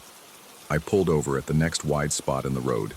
We got out, all 4 of us, moving in that careful way people do when they're trying not to panic. The handprints covered not just the windshield but all the windows, even the rear glass we hadn't noticed in our escape. They were greasy, leaving rainbow sheens in the moonlight like motor oil on water. No fingerprints though, just smooth, featureless impressions. My colleague tried to wipe them away with his sleeve. then with paper towels from the glove compartment. The oil smeared but wouldn't absorb. Water from our bottles beat it up and rolled off. Even the windshield washer fluid, which could usually cut through anything, just pushed the grease around in sick, swirling patterns. We drove the rest of the way to Denver in silence, using the small clear patches between handprints to navigate. At a 24-hour supermarket on the outskirts of the city, we parked under the brightest lights we could find. The fluorescent glare made the handprints look like they were glowing, pulsing with their own sick light. We went inside, bought every cleaning product we could find: ammonia, bleach, industrial degreaser, even oven cleaner, and spent 2 hours scrubbing in the parking lot while late-night shoppers gave us wide berths. Nothing worked. The grease just sat there, defying chemistry, defying logic. Eventually, exhausted and reeking of chemicals, we gave up. We found a motel, took separate rooms, and agreed to deal with it in the morning. I couldn't sleep.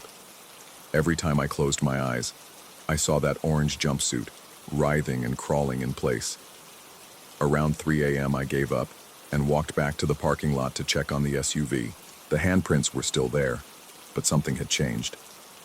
In the cold, pre-dawn air, they'd crystallized somehow, becoming more defined. And that's when I saw it. The texture. Each print now showed the clear impression of gloves, complete with visible stitching along the seams. Children's gloves. Winter gloves. The kind with cartoon characters on them, maybe. Except each glove had only 3 fingers. I stood there in that empty parking lot, my breath coming in short gasps that had nothing to do with the altitude. 3 fingers. Not like fingers were missing, like they were designed that way. Made that way. The stitching was perfect, professional, following the contours of those impossible hands. By sunrise, the prints had changed again. Now they showed wear patterns. Thin spots where the fabric had worn through, patches where repairs had been made. Some had tiny labels visible, with text too small to read but clearly present. They were aging before our eyes, showing years of use in hours. My colleagues found me sitting on the curb, staring at the vehicle. One of them had his phone out, taking pictures, but when he showed me the screen, the glass just looked dirty. No handprints, no glove impressions, just general grime. We tried 3 different cameras with the same result. Whatever we were seeing, technology couldn't capture it. The rental company charged us for the vehicle, said we'd returned it contaminated with an unknown substance that couldn't be removed. They had to total it, crush it for scrap. The insurance claim was denied, but that's not what keeps me awake at night. It's what I found when I got home and unpacked my equipment. My geological samples from the survey, sealed in sterile containers, were covered in the same oily residue inside the sealed containers. The samples I'd collected before we ever went to Copper Creek. The timestamps on the containers showed dates from a week ago, but the oil was fresh, still spreading. I had them analyzed at 3 different labs. Each one gave different results. The first said it was synthetic motor oil mixed with organic compounds they couldn't identify. The second claimed it was biological, sebaceous secretions, but from no known mammal. The third lab refused to complete the analysis. They just sent my samples back with a note: "Please do not contact us again." That was 6 months ago. The oil is still spreading. It appears on things I haven't touched in years, in rooms I haven't entered. My winter gloves, stored in the attic since I moved to Arizona, are soaked through with it. Sometimes late at night I find new handprints on my windows. 3-fingered prints that weren't there an hour before. I've stopped trying to clean them. I've stopped trying to understand. But I can't stop thinking about that jumpsuit, crawling in place in a dead town that shouldn't smell like diesel. I can't stop wondering what was inside it, or what was trying to get out. Last week I got a call from one of my colleagues from that trip. He spoke in a whisper, said he couldn't explain over the phone. When I met him at a diner outside Phoenix, he looked like he hadn't slept in days. He pulled out his phone, showed me a video from a security camera at his daughter's daycare. The footage was grainy, black and white, but clear enough. A figure in an orange jumpsuit, crawling across the parking lot at 3 a.m., moving exactly like the one we'd seen in Copper Creek, that horrible insectile dragging motion. But this one was actually moving, covering ground, leaving a trail of something dark and wet behind it. The timestamp showed it was recorded the same night we'd fled the ghost town, the same exact time we were scrubbing the windshield in that Denver supermarket parking lot. His daughter's daycare is in Maine, 3,000 miles from Colorado. He asked me what I thought it meant. I told him the truth, that I didn't know, that I was starting to think we weren't meant to know, that maybe some things exist in the spaces between what's real and what's possible, and looking too hard at them lets them look back. But that's not really the truth. The truth is that I do know what it means.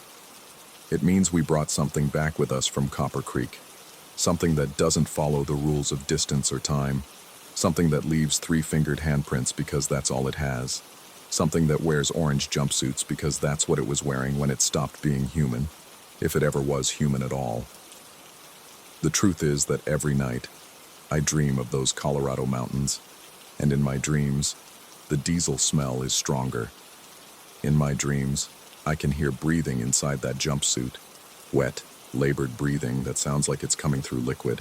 In my dreams, I understand that the handprints aren't trying to get in. They're marking what's already theirs. This morning I found an orange thread on my pillow. Just one thread. Synthetic. The kind they use in industrial safety equipment. It was wet with that same oil, fresh enough to stain my fingers when I picked it up. I've been sitting here for hours, staring at it, trying to convince myself it came from something else, anything else. But I know better. We all know better now. Whatever we saw in Copper Creek, whatever crawled inside that jumpsuit, it's not done with us. Maybe it never will be. Maybe that's the real horror. Not that something followed us home, but that we were always meant to find it. That it was waiting there in that dead town, patient as stone, knowing that eventually someone would come. Someone would see. Someone would carry it back into the world. The thread is starting to move. Not much. Just a slight writhing, like something microscopic is crawling along its length. I should burn it. I should burn everything. My clothes from that trip, my equipment, maybe even the whole house. But I won't, because part of me needs to know what happens next. Part of me has already accepted that whatever's coming, I invited it in the moment I suggested that detour. And maybe that's the worst realization of all. That on some level I can't quite access. I knew what we'd find there. That something in me recognized something in that place and wanted to bring it home. The handprints on my window are changing again. Now they show wear patterns I recognize. The patches, the thin spots.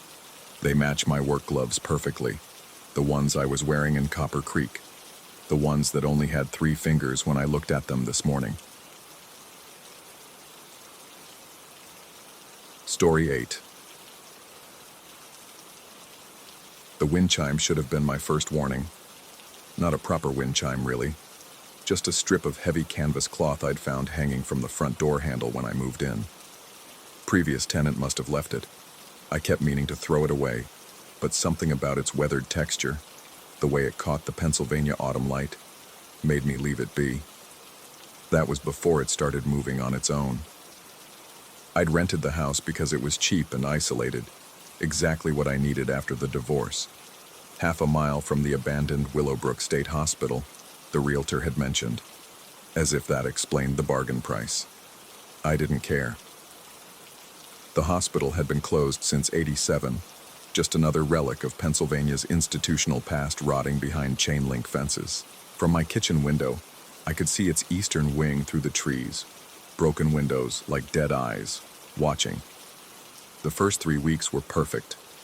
I worked from home, designing websites during the day, and spent evenings on the porch with a beer, watching the sun bleed out behind the hospital's silhouette. The house creaked and settled like old houses do. The furnace kicked on with a shudder that rattled the pipes. Normal sounds. Comforting even. Then came that Tuesday night in October. I was working late, headphones on, when movement in my peripheral vision made me look up. The cloth strip on the door was rotating, not swaying in a breeze, but turning in slow, deliberate circles. Clockwise. Pause. counterclockwise. The front door was closed. The windows were shut against the cold. No draft could explain it. I pulled off my headphones and approached the door. The cloth stopped moving the instant I touched the handle. Outside, the night was still, not even a whisper of wind. I told myself it must have been air pressure from the heating system, some quirk of the old house's ventilation. But my hands trembled slightly as I went back to my desk. That was the beginning. Over the next few nights, I started noticing things. Subtle at first. A shadow passing under the door when no one was outside. The sensation of being watched from the empty hallway. The house felt different after dark, as if it were holding its breath. Waiting. The footsteps started the following Thursday, somewhere around 3 a.m. Slow, measured. Each step deliberate and heavy on the stairs. Not the random creaking of old wood. This had rhythm, purpose. I lay frozen in bed, listening to them ascend. 1, 2, 3. They stopped at the landing. My bedroom door was cracked open, and through it, I could see the faint hallway light I always left on. A shadow moved across the gap. I forced myself up, grabbed the baseball bat I kept beside the bed. My bare feet were silent on the cold floor as I crept to the door. The hallway stretched before me, empty except for... Was that a gray hoodie disappearing around the corner? Just a flash of gray fabric there and gone. I searched every room, checked every window, every door. Nothing. No signs of entry.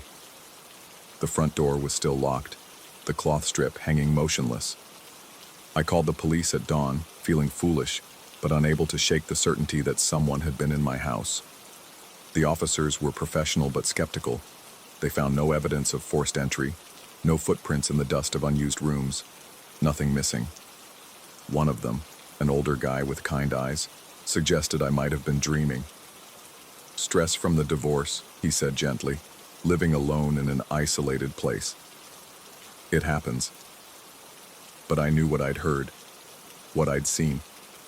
I installed new locks, security bars on the ground floor windows. I bought motion sensor lights for outside and a camera for the hallway. For a few nights, nothing happened.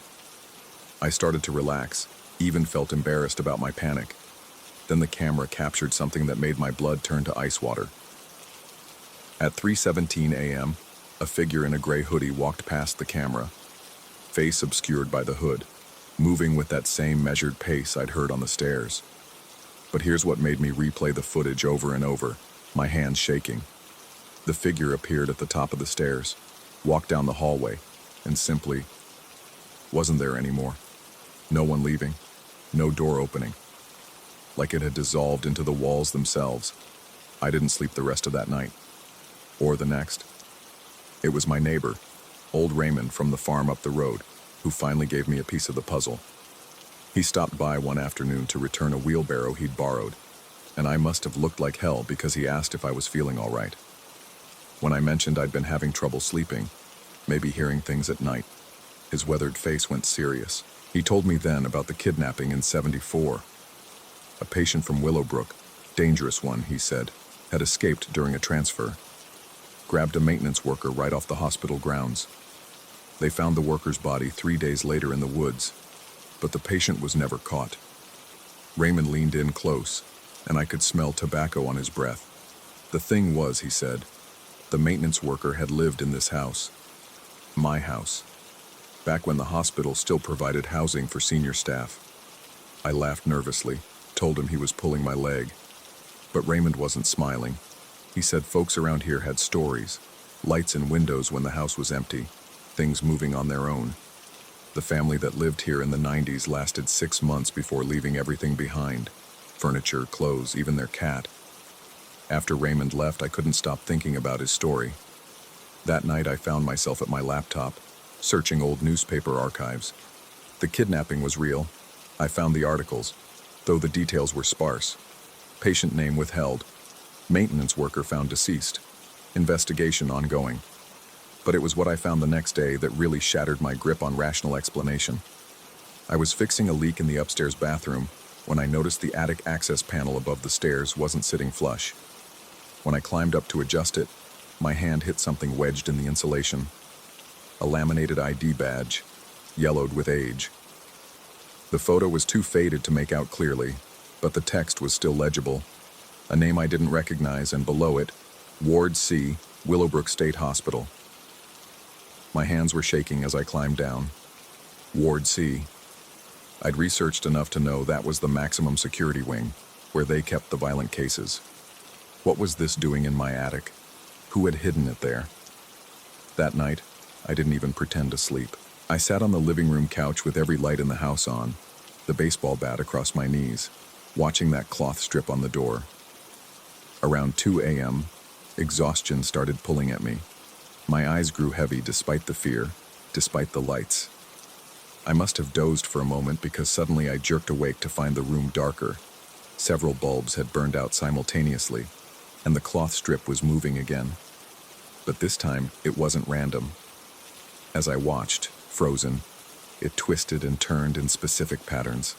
The way it caught the remaining light, the shadows it cast on the door. They formed shapes, letters, S-T-A-Y over and over.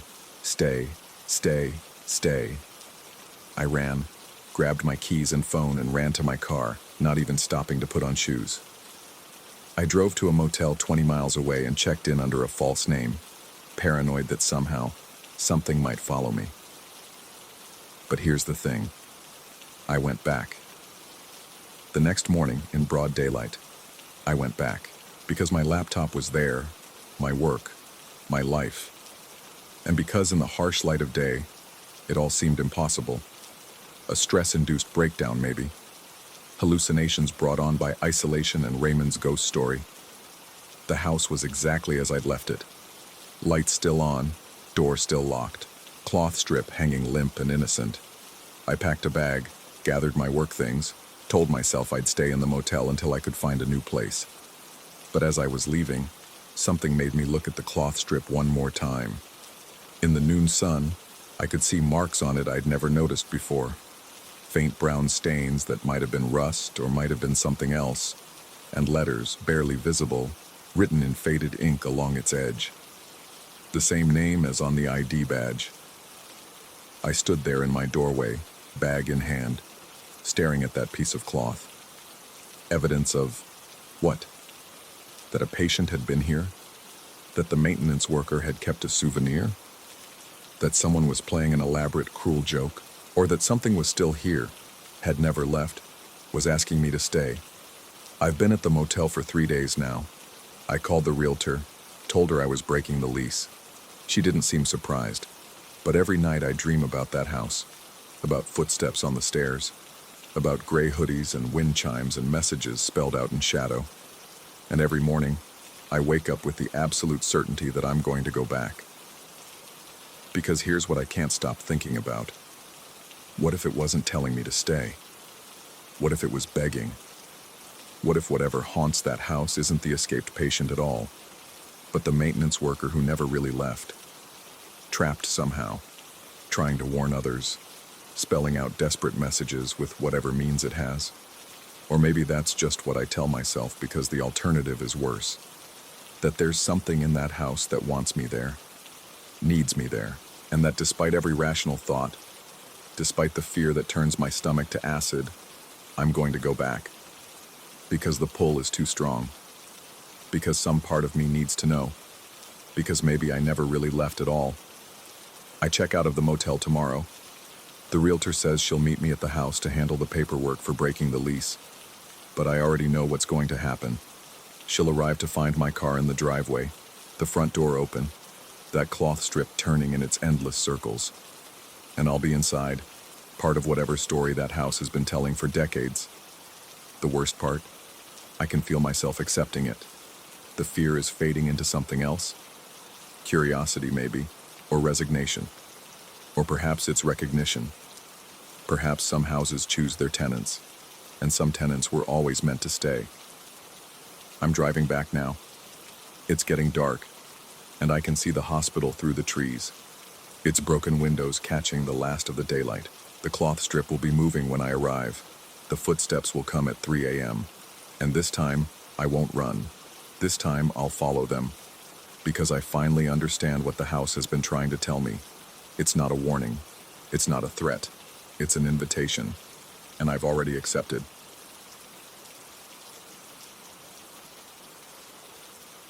Story 9.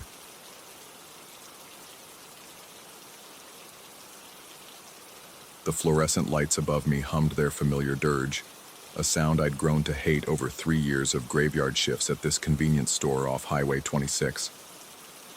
Oregon nights have a particular quality to them, thick with moisture that never quite becomes rain, pressing against the windows like something trying to get in. Tonight felt different, though I couldn't say why.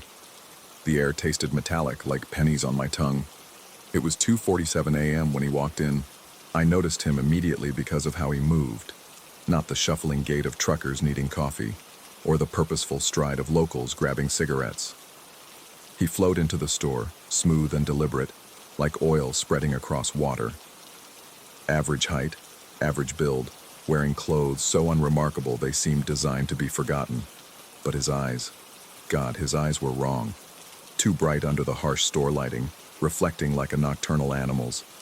He drifted toward the refrigerated section, and I watched him on the security monitor behind the counter. The way he moved between the aisles made my skin crawl. He wasn't shopping. He was timing things.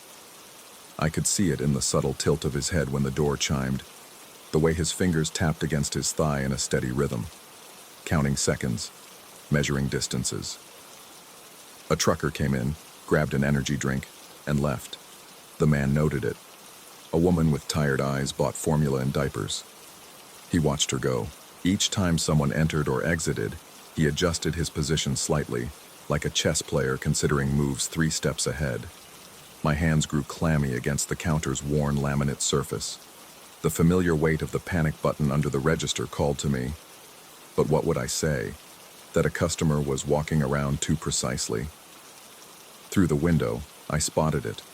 A sedan parked at the edge of the lot where the security lights didn't quite reach. Dark color, maybe blue or black. No plates. The engine was running. I could see the faint shimmer of exhaust in the cold air. Someone was sitting in the driver's seat, just a shadow behind tinted glass. The man in my store had made 3 complete circuits of the aisles now, never picking up a single item. His path reminded me of something, and then it clicked. He was mapping blind spots, places where the cameras couldn't see. My mouth went dry. A woman approached the counter with a basket of groceries, protein bars, bottled water, first aid supplies, road trip provisions. She looked to be in her 40s, competent and alert despite the hour. As she set her items on the counter, the man positioned himself near the chips display, precisely between her and the exit. My hands trembled as I scanned her items. The store felt smaller suddenly, the walls pressing in. The fluorescent buzz grew louder, drilling into my skull. I grabbed a receipt from the printer and flipped it over, scrawling quickly, "Please stay here with me." When I handed her the change, I pressed the note into her palm, making eye contact. Her expression shifted, confusion, then understanding, then carefully controlled calm. She nodded almost imperceptibly and made a show of checking her phone. "Oh, damn," she said, her voice steady. "My sister's calling. Mind if I take this here? The reception outside is terrible." I nodded, grateful beyond words. She stepped to the side, pantomiming a phone conversation while keeping her body angled toward the door. The man's jaw tightened. His careful choreography had been disrupted. That's when I heard it.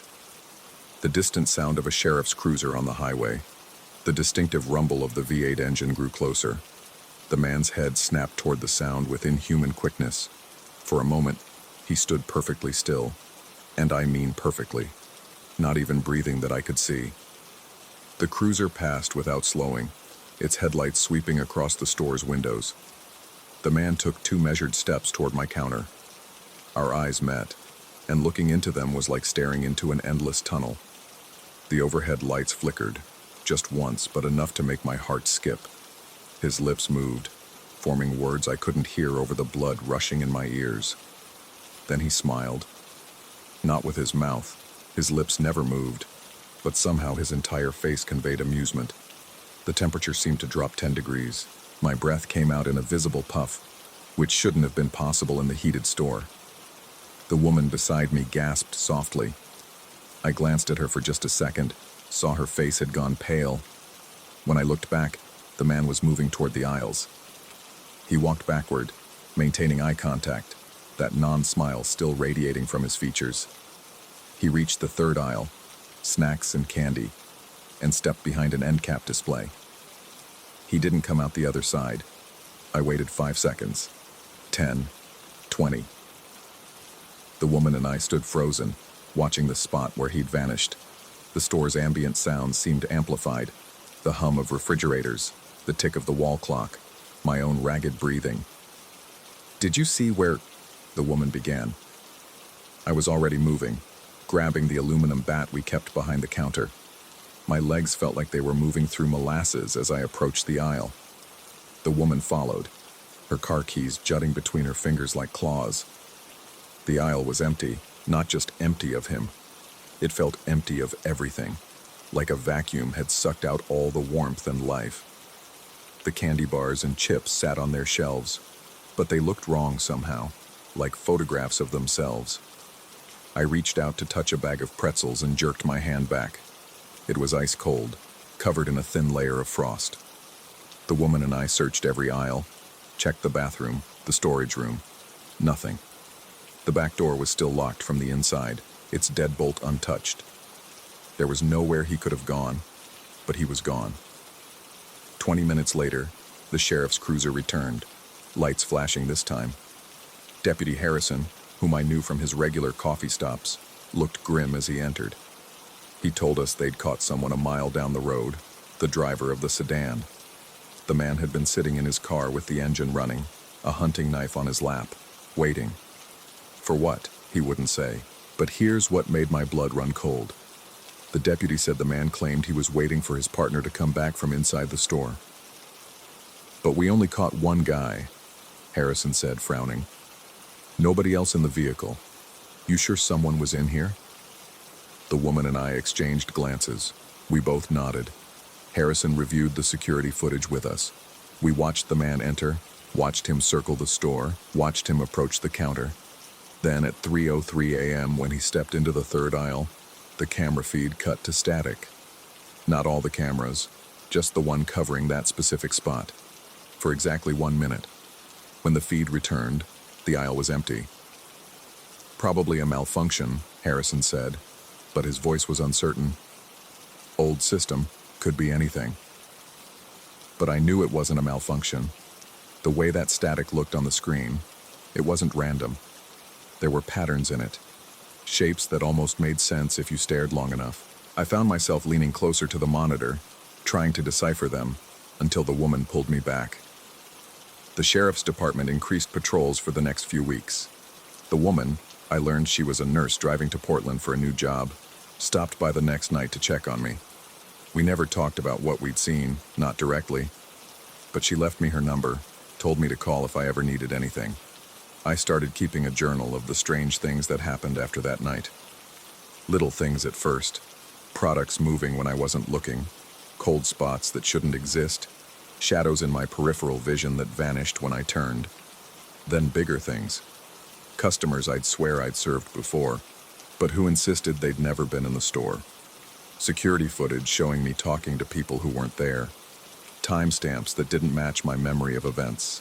3 months later, I was reviewing old security footage for inventory discrepancies when I found something that made me quit the next day. It was from the night before the incident, around the same time. The camera showed me working alone, nothing unusual. But in the reflection on the glass door, for just a frame or two, there was someone else behind the counter with me, standing exactly where I stood, moving exactly as I moved, like a double exposure. I enhanced the image as much as the old system would allow. The figure's face was turned toward the camera, and while it was blurry, I could make out one clear detail. It was smiling, that same non-smile I'd seen on the stranger's face. I drove home that morning taking a different route than usual, paranoid about being followed. When I got to my apartment, I found something that stopped me cold. On my kitchen table was a receipt from the store, one I didn't remember bringing home. The timestamp read 3:03 a.m., the exact minute the camera had gone to static. But the date was wrong. It was dated for tomorrow. I didn't go back to check if it was a mistake. I packed what I could fit in my car and left Oregon that afternoon. Found work at a warehouse in Nevada, far from any convenience stores, far from late-night shifts. But sometimes, when I'm alone, and the lights flicker just right, I catch glimpses and reflections. In windows, mirrors, puddles of water. A figure standing just behind me, matching my movements perfectly. And sometimes, on very quiet nights, I hear that fluorescent hum, even though there are no fluorescent lights in my apartment. I've stopped looking at security cameras altogether. I'm afraid of what I might see, or worse, what I might not see when I know something should be there. The woman still texts me occasionally, always at 3:03 a.m. The messages are normal, hoping I'm well, sharing updates about her life in Portland, but she always ends them the same way. Do you ever wonder if he really left? I don't reply anymore. Because deep down, in that place where instinct lives below rational thought, I know the answer.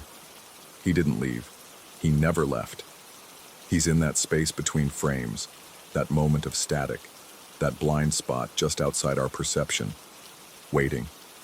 And sometimes, late at night when I'm drifting off to sleep, I swear I can feel him there, standing in that impossible space, counting seconds, measuring distances, planning something I'm grateful I'll never understand. The sedan, they told me later, had been reported stolen 3 states away. Its owner had been found in his home, alive but catatonic, staring at static on his television screen. He'd been like that for a week before anyone noticed. The doctors couldn't explain it. Physically, nothing was wrong with him. He just wasn't there anymore. I think about him sometimes, wonder if he saw what I saw, if he looked too long into that static and found something looking back. I wonder if that's what's happening to me now. This slow dissolution of certainty, this creeping feeling that reality has developed cracks I can't quite see but can definitely feel. Last week, I found a note in my handwriting that I don't remember writing. The static is spreading.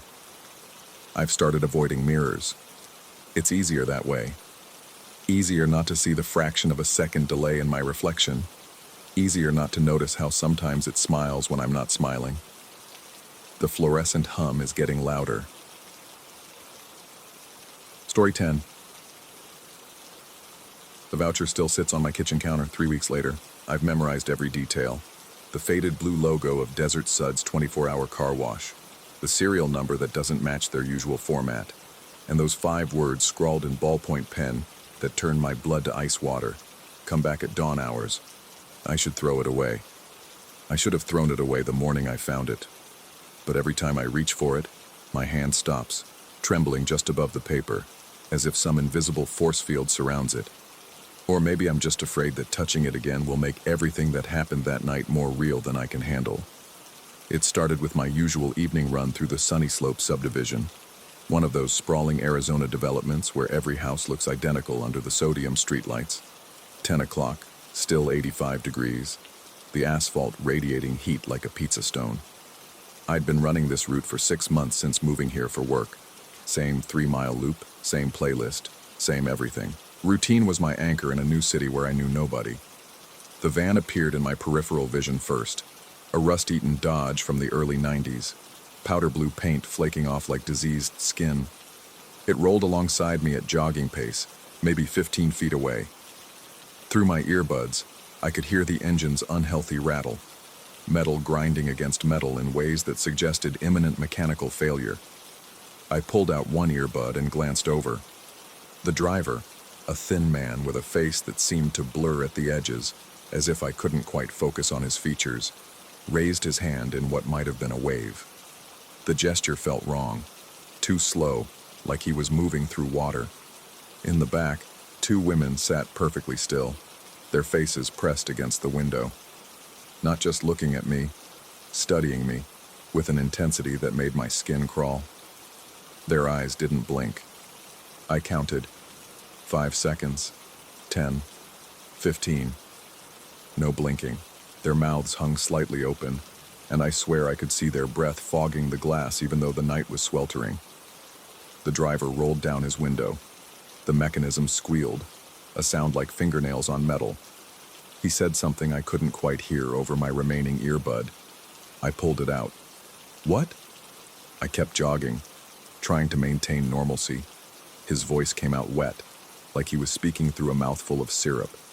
The words seemed to reach me a half-second after his lips moved, creating a disorienting disconnect between sight and sound. I said, "Why don't you come party with us, man? We got everything you need." The women in the back remained motionless, still staring. One of them, I couldn't tell which, made a sound that might have been laughter or might have been choking. The noise seemed to come from somewhere deeper in the van, not from either of their throats. "I'm good, thanks." I picked up my pace. The van matched it, engine protesting with a new symphony of mechanical agony. The driver leaned further out his window, and I caught a smell rolling off him. Not body odor exactly, but something organic and wrong, like meat left in the sun. "Come on, don't be like that. The girls really want to meet you. They've been talking about you." That stopped me cold. I'd never seen this van before, never seen these people. How could they have been talking about me? "I don't know you," I said, still moving but slower now, every muscle tense to sprint. "Sure you do." His grin revealed teeth that seemed too numerous for his mouth. "We've been watching you run. Every night, same route, very predictable." My chest tightened. I'd varied my schedule, hadn't I? Different times, sometimes skipping days. But thinking back, I realized I couldn't actually remember the last time I deviated from 10 o'clock. The car wash sign blazed neon blue 100 yards ahead. Desert Suds, open 24 hours, though I'd never seen a customer there past 9. I cut hard left across the empty parking lot, my shoes slapping against oil-stained concrete. Behind me, tires squealed. The van's headlights swung wide, painting my shadow long and distorted across the car wash bay. I ducked inside, past the automated brushes that hung like massive curtains, and crouched behind the change machine in the corner where the security camera had a blind spot. The van circled the building once, twice, then parked at the exit. Engine running. Waiting. My breathing echoed in the empty bay, too loud, surely loud enough for them to hear. The fluorescent lights hummed with an electric anxiety that matched my racing pulse. Soap residue on the concrete made rainbow patterns that seemed to shift and writhe in my peripheral vision. Then the brushes started moving, slow at first, just a whisper of motion, the massive blue and white strips beginning their mechanical dance. The spray nozzles hissed to life, shooting water at nothing. The undercarriage wash erupted in a fountain of mist. The entire apparatus ran through its complete cycle. Pre-soak, soap, rinse, wax, dry. All for a car that wasn't there. I pressed myself harder against the wall, feeling the cold metal of the change machine against my spine. Through the chaos of spray and spinning brushes, I could see something moving through the wash. Not a car, a shape, roughly car-sized but wrong, undulating like liquid, letting the brushes pass through it while somehow still triggering all the sensors. The smell hit me then, that same organic wrongness from the van driver, but stronger, mixed with industrial soap and something chemical that made my eyes water. The shape in the wash bay pulsed, expanded, contracted, as if breathing, as if enjoying the attention of the machines. When the cycle ended, the shape was gone. So was the van. I stayed crouched there for another hour, maybe 2, time losing meaning in the fluorescent purgatory of the empty car wash. When I finally emerged, my legs cramped and shaking, the night felt different. The air tasted metallic. The streetlights seemed dimmer, their sodium glow unable to fully penetrate the darkness between them. I ran home faster than I'd ever run before, taking a different route, doubling back twice to make sure nothing followed. My apartment building appeared like salvation, its mundane architecture suddenly beautiful in its normalcy. The voucher was centered perfectly on my doormat when I arrived, despite the absence of any wind that could have positioned it so precisely. Desert Suds 24-hour car wash. One free supreme wash. No expiration date. And in blue ballpoint pen, in handwriting that looked almost like my own, but not quite. Come back at dawn hours. I didn't sleep that night, or the next. By the third night, exhaustion forced me under. But the dreams that came were worse than waking. Dreams of running through endless car washes, the brushes getting closer with each pass, water rising around my ankles, my knees, my chest. Dreams of the van always in my rearview mirror, no matter which way I turned. Dreams of those women in the back seat, except sometimes they had my face. I stopped running, stopped leaving the apartment after dark. But things started happening anyway. My bathroom faucet began dripping in a rhythm that sounded like footsteps. The pattern would change, sometimes running, sometimes walking, sometimes a dragging shuffle that made my skin crawl. When I called the landlord, he found nothing wrong with the pipes. My car developed a smell. That organic wrongness, faint but persistent, I had it detailed twice. The smell remained. The detailer mentioned finding an unusual residue in the undercarriage, something that didn't match any automotive fluid he knew. He asked if I'd been running over roadkill. I hadn't been driving anywhere except work and back, avoiding that stretch of road with the car wash entirely. The mailman started leaving my packages at other apartments. When confronted, he swore he'd been delivering them to my door, described conversations we'd had that I couldn't remember. He mentioned I'd been coming and going at odd hours, sometimes leaving at 3 or 4 in the morning. I showed him my phone's location history, proving I'd been home. He looked at me with something between pity and fear. My coworkers began avoiding me. Subtle at first, taking different elevators, sitting farther away in meetings. Then someone let slip that I'd been seen at Desert Suds at dawn, just standing in the bay, letting the brushes run over me again and again. They had security footage, they said. I demanded to see it. The footage showed someone who looked exactly like me, moved like me, wore my clothes. But I knew I'd been in bed, paralyzed by nightmares I couldn't quite remember upon waking. The voucher changed. Not all at once, but gradually. The serial number would have different digits when I looked again. The logo shifted slightly, the car in the image sometimes facing left, sometimes right. The handwritten message grew longer. Come back at dawn hours when the wash is hungry. I installed cameras in my apartment. Every morning, I'd review the footage, and every morning, there would be gaps. Not deleted, the timestamp would jump, as if time itself had skipped. During these gaps, things moved. Small things. A glass of water would be empty. My running shoes would be by the door instead of in the closet. The voucher would be in a different position, sometimes folded, sometimes not.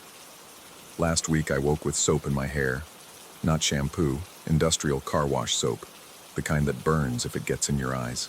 My sheets were damp, smelling of that synthetic cherry scent they use in the premium wash. My feet were clean but raw, as if they'd been scrubbed by something rough.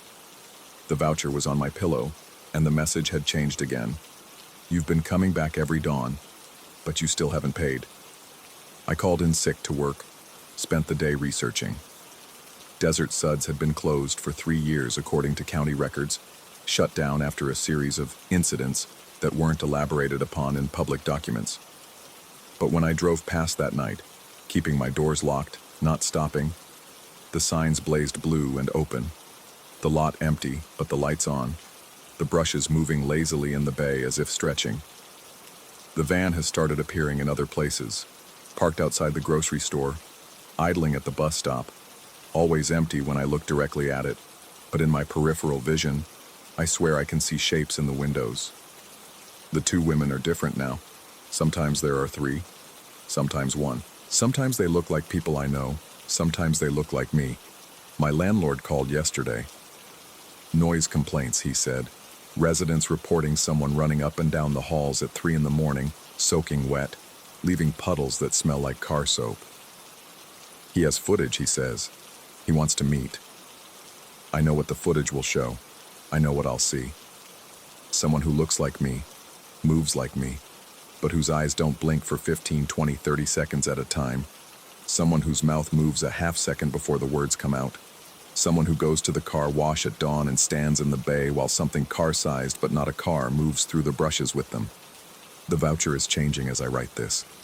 The words crawl across the paper like living things. Come back at dawn hours when the wash is hungry and the van is waiting, and the water knows your name, and you're already here anyway, aren't you? I check my location history obsessively now. It shows me at home every night. But my running app tells a different story. 3 miles every dawn, same route, ending at Desert Suds. The timestamps overlap. I'm in 2 places at once, or nowhere at all, or everywhere in between. Tomorrow is dawn. I can feel it pulling at me already, like gravity, like magnetism, like something deeper than physics. The voucher is warm to the touch now, pulsing with a rhythm that matches my heartbeat. Or maybe my heartbeat is matching it. I can't tell anymore. I think I understand now. The van, the car wash, the voucher, they're not the trap. They're the bait. The trap is something else, something that's been closing around me slowly for 3 weeks, tightening with each sleepless night and each impossible morning. The trap is the space between sleeping and waking, between here and there, between who I am and who's been going to the car wash at dawn. The sun is setting now. In a few hours, it will be tomorrow's dawn. I'll either go to the car wash or discover I've already been there. I'll either use the voucher or find it's already been redeemed. I'll either meet whatever waits in the van or realize I've been riding in it all along. The brushes are already spinning in my dreams. The water knows my name. I'm so very, very tired. And somewhere, in a rust-eaten van that should have died years ago, 2 women who might be 3 or 1 or none at all are pressed against the window, watching without blinking, waiting for someone who's already there. Story 11. The pager shouldn't have vibrated that night. Not at 3:47 a.m. Not with those numbers. Not when I was alone in the station's sleeping quarters with nothing but the hum of fluorescent lights and the memory of Christmas Eve still burning behind my eyelids. I've been a paramedic for 12 years. You learn to trust your equipment, your training, your instincts. You learn that reality has edges, boundaries, rules. What happened that winter made me question all of it. It started on Christmas Eve. The call came through dispatch at 11:23 p.m. Unconscious person in vehicle. Possible carbon monoxide exposure. The address led us to a cul-de-sac on the town's eastern edge, where the streetlights gave up and the houses turned their backs to the woods.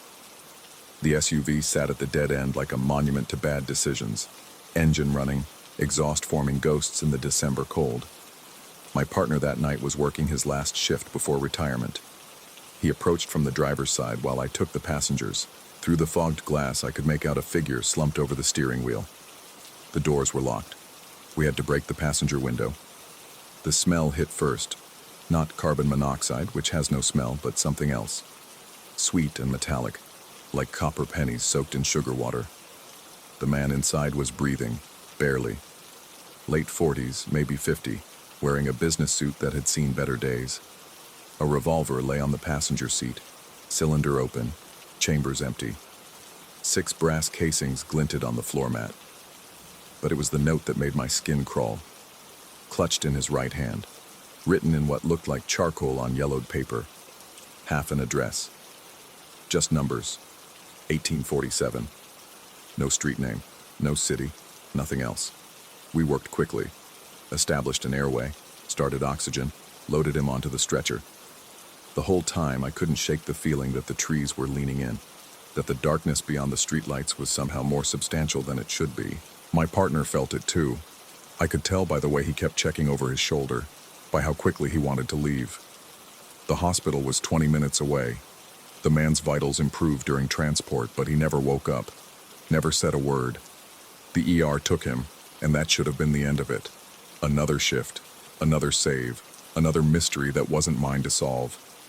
Except it wasn't the end. The next night, I was back at the station. Most of the crew had gone home to salvage what was left of Christmas with their families. I volunteered to stay. No family of my own, nowhere special to be. Around 3:47 a.m., my pager went off. The display showed 1847. Just those 4 numbers, nothing else. No callback number, no unit designation. I checked the dispatch system. No active calls, no pages sent to my unit. I called dispatch directly. They had no record of any page. I told myself it was equipment malfunction. Old pagers did strange things sometimes, but my hands were shaking as I set it back on the nightstand, and I didn't sleep the rest of the night. For months after, nothing happened. Winter melted into spring. Spring bloomed into summer. I almost forgot about the incident, filed it away with all the other strange calls that pepper a paramedic's career. Almost. Then came the August call. Another unconscious person, this time in an apartment complex downtown. Routine overdose. We got them stable and transported without issue. But on the ride back, my radio started acting up. Static filled the channel, so I switched to the municipal frequency to test the equipment. That's when I heard my own voice, clear as day, recorded, asking, "Dispatch, can you confirm the house number?" I knew it was my voice, the slight rasp from years of night shifts, the way I elongated certain vowels. But I had never said those words, never made that transmission. Then came the whisper. Not my voice anymore, but something that barely sounded human, like wind through a broken throat. Warwick Street, 1847. Warwick Street. My partner was driving. She asked if I was okay. Apparently I'd gone pale as death. I told her I needed some air, had her drop me at the station while she refueled the rig. I knew where Warwick Street was. It was in that same cul-de-sac where we'd found the SUV on Christmas Eve. I shouldn't have gone back. Every instinct, every shred of common sense told me to leave it alone, but I had to know, had to see. I drove my personal vehicle, arrived just as the sun was setting. The cul-de-sac looked different in summer, greener, less ominous. The houses were modest, well-kept, numbered sequentially, 1841, 1843, 1845. Then nothing. Where 1847 should have been, there was only an empty lot. Not abandoned, empty, as if nothing had ever been built there. Grass grew wild and tall, undisturbed except for 2 deep grooves in the earth, tire tracks, fresh enough that the grass hadn't sprung back yet. I got out of my car, walked to the edge of the lot.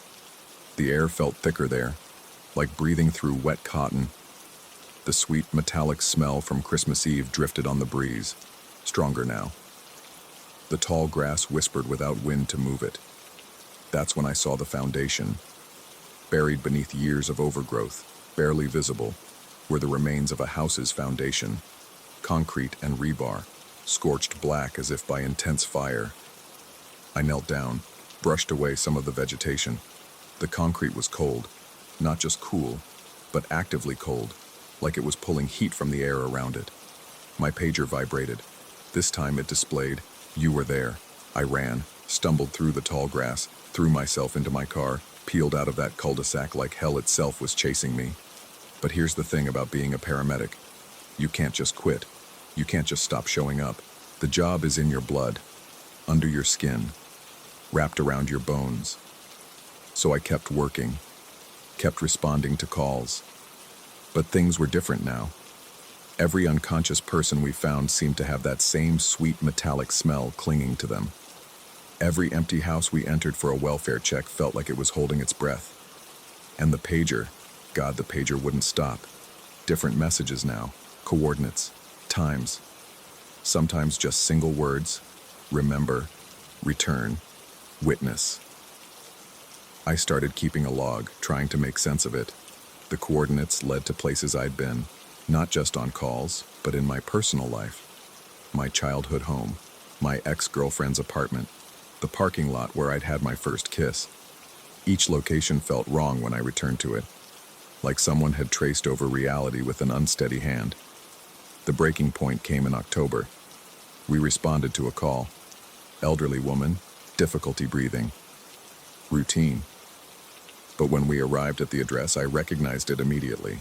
It was my apartment building, my floor, my unit number. The door was open. Inside, the layout was identical to my place, but everything was wrong. The furniture was from the 1950s, covered in dust. Family photos on the walls showed people I'd never seen, except one face kept appearing. A man in his late 40s, wearing a business suit. The same man from the SUV on Christmas Eve. In the last photo, He was standing in front of a house. The address was clearly visible on the mailbox. 1847 Warwick Street, the house that didn't exist anymore. And beside him, smiling, was someone else. It was me. But not me now. Me as I would look in 20 years. Older, grayer, wearing a paramedic's uniform with insignia I didn't recognize. My partner called out that she couldn't find any patient. The apartment was empty except for us. But I could hear breathing, slow, labored, coming from everywhere and nowhere. That sweet metallic smell was overwhelming now. We left without finding anyone. Dispatch had no record of the call. That night, I did something I'd never done before. I went back to the hospital and looked up the Christmas Eve patient. He'd been discharged after 3 days. Diagnosis, exposure, and exhaustion. The address on file was 1847 Warwick Street, the address that didn't exist. I drove back to the cul-de-sac one more time. It was past midnight, the neighborhood asleep. The empty lot was still there, but now I could see more. Shadows that moved without sources, lights in windows that weren't there. And in the center of the lot, barely visible in the darkness, an SUV with its engine running. I approached slowly. The windows were fogged, but I could make out a figure in the driver's seat. I reached for the door handle, then stopped. The figure was wearing a paramedic's uniform. My badge number. The pager on my belt vibrated one last time. Complete the circuit. I understood then. The man in the SUV on Christmas Eve, he wasn't trying to hurt himself. He'd fired 6 shots at something, emptied his revolver at whatever was in that house that didn't exist anymore. And now somehow the timeline was folding in on itself, past and future colliding, creating these moments of intersection. I was him. Or I would be. Or I had been. Time doesn't work right in that cul-de-sac, doesn't follow the rules we trust. I backed away from the SUV, got in my car, drove home. But I know I'll go back. The pager tells me so. The coordinates it sends are getting more specific, the messages more urgent. Last night it displayed a date, December 24th. Christmas Eve is coming again. I've tried to change things, requested different shifts, different partners, but the schedule always shifts back. I'll be working that night.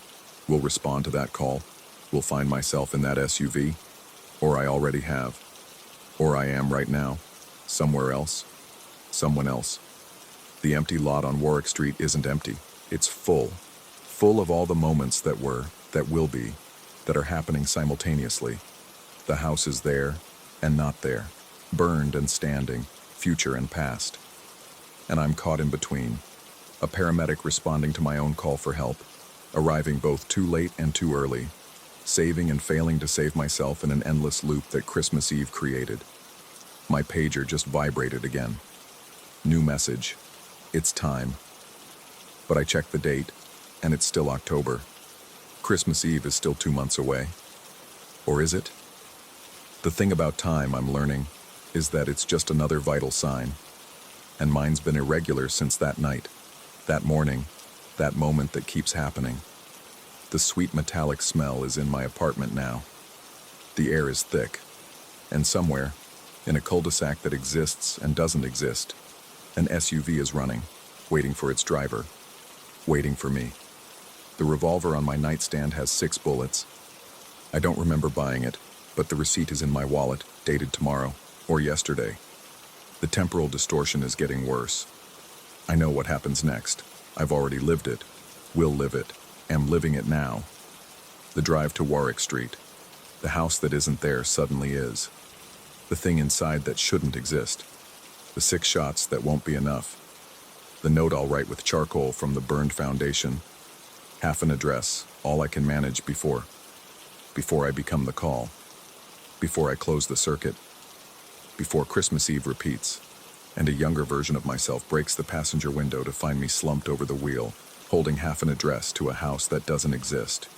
The pager vibrates one final time. Welcome home. Outside my window, snow is falling. But it's October, it's April, it's Christmas Eve. It's always Christmas Eve on Warwick Street.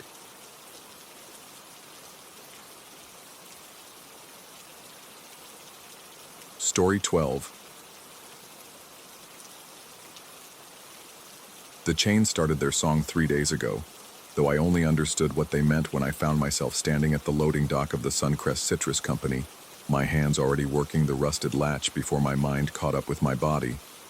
Central Florida has a way of hiding its dead industries behind curtains of kudzu and Spanish moss.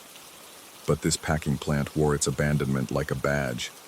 Windows clouded with decades of grime, concrete walls stained with rust trails that looked like dried blood in the afternoon heat. I'd driven past it 100 times on State Road 50, always meaning to stop, always finding reasons not to. Today, the reasons ran out. The loading dock door gave way with a groan that seemed to echo from somewhere deeper than just rusted hinges. Inside, the air hung thick with the ghost of citrus. Not fresh, but fermented. Sweet sick like fruit left too long in the sun.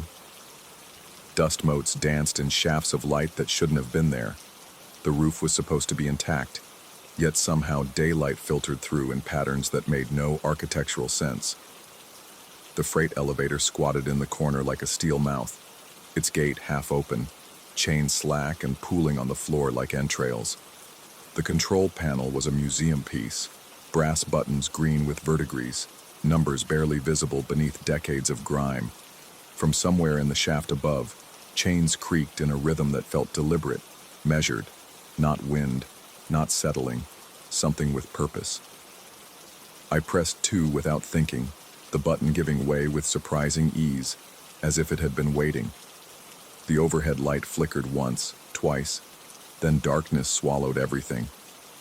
The sensation wasn't like fainting. Fainting has a quality of dissolution, of coming apart at the edges. This was more like being folded into something else, pressed through a space too small for a human body, then reassembled on the other side. When consciousness returned, I was sitting on the elevator floor, my head pounding with a rhythm that matched the chains above. Slow, methodical pulses that seemed to count something I couldn't name. The elevator door stood partially open, revealing not the second floor I'd selected, but something else entirely. A narrow mezzanine stretched before me, barely wide enough for 2 people to pass.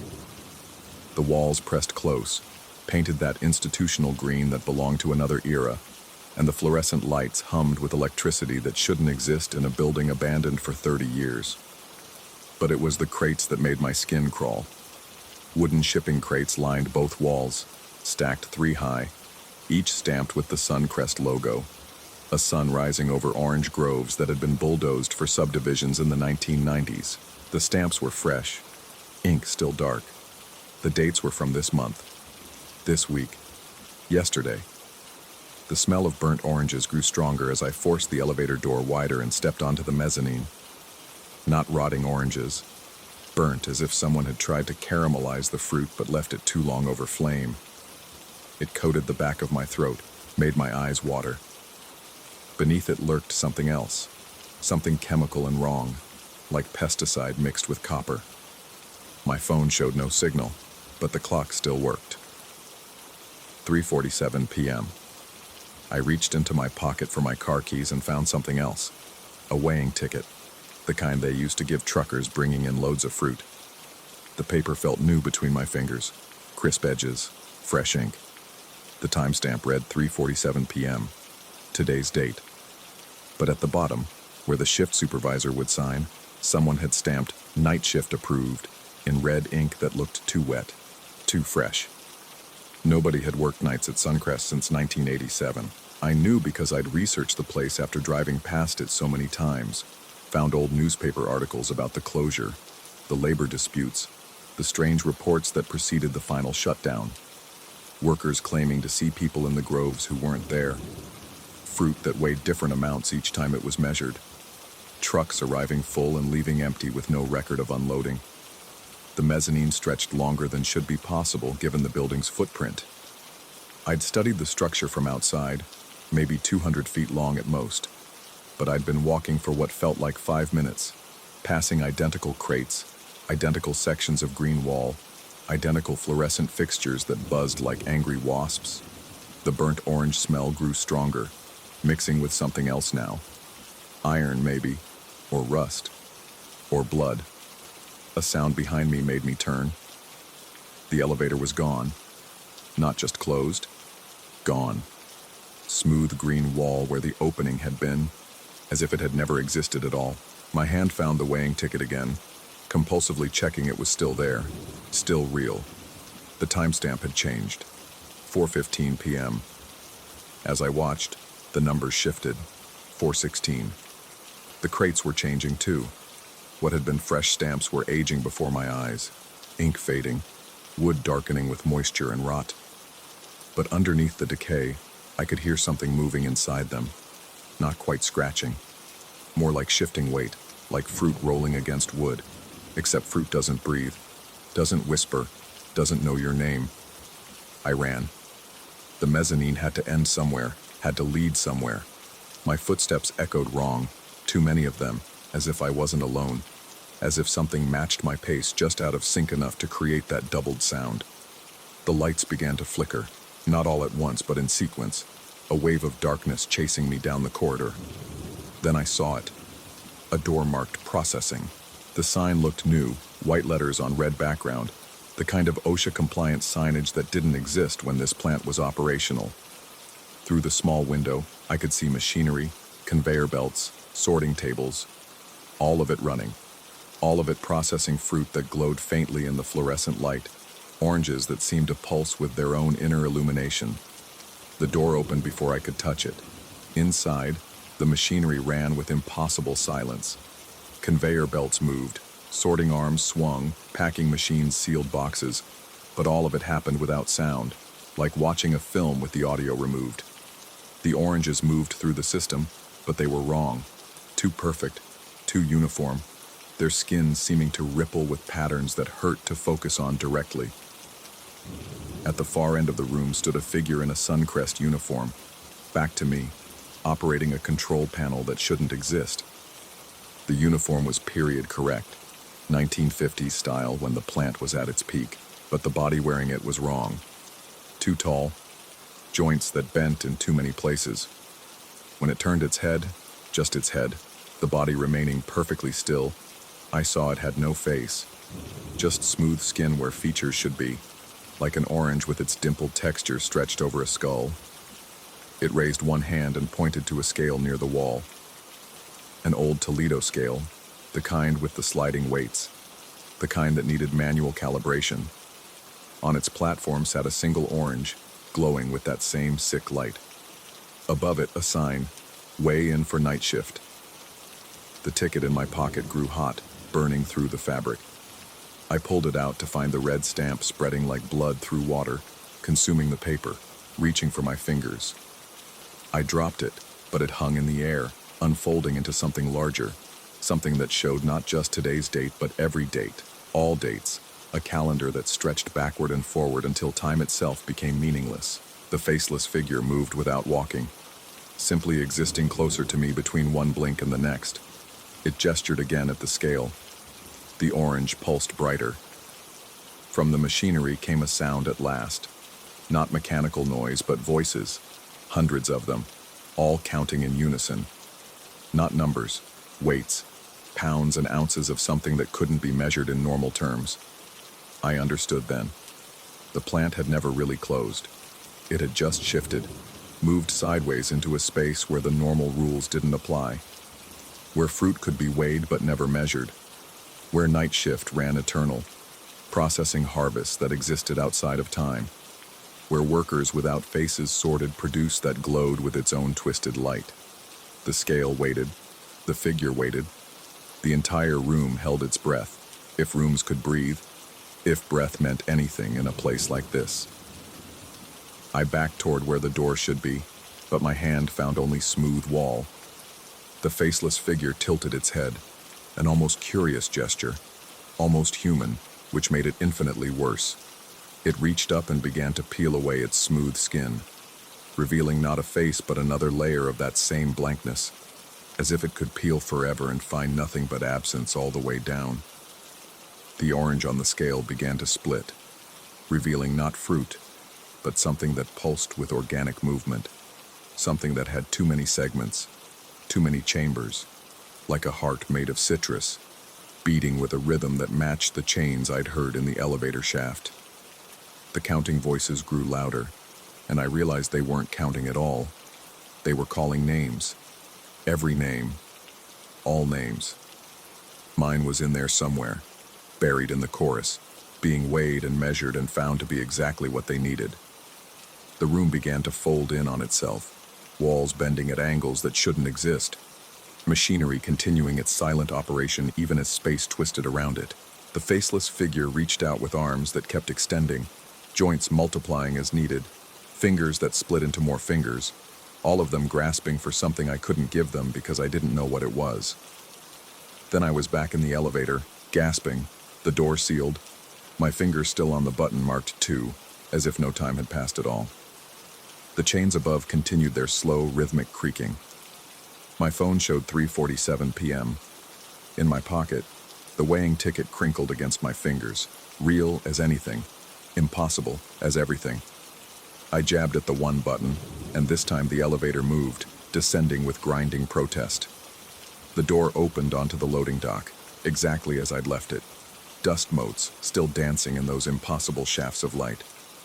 I ran for my car, not looking back, not stopping until I was miles away, parked at a gas station, hands shaking as I tried to process what had happened. The ticket was still in my pocket, still showing 3:47 p.m., still stamped for night shift. It's been 3 days now. 3 days of normal life, normal routine, normal everything except for the dreams where I'm back on that mezzanine, walking endless green corridors while crates breathe around me. 3 days of checking my pocket obsessively for a ticket that's always there, always showing the same time, always stamped in red that looks too fresh. 3 days of hearing chains in every quiet moment, counting something in pulses I'm beginning to understand.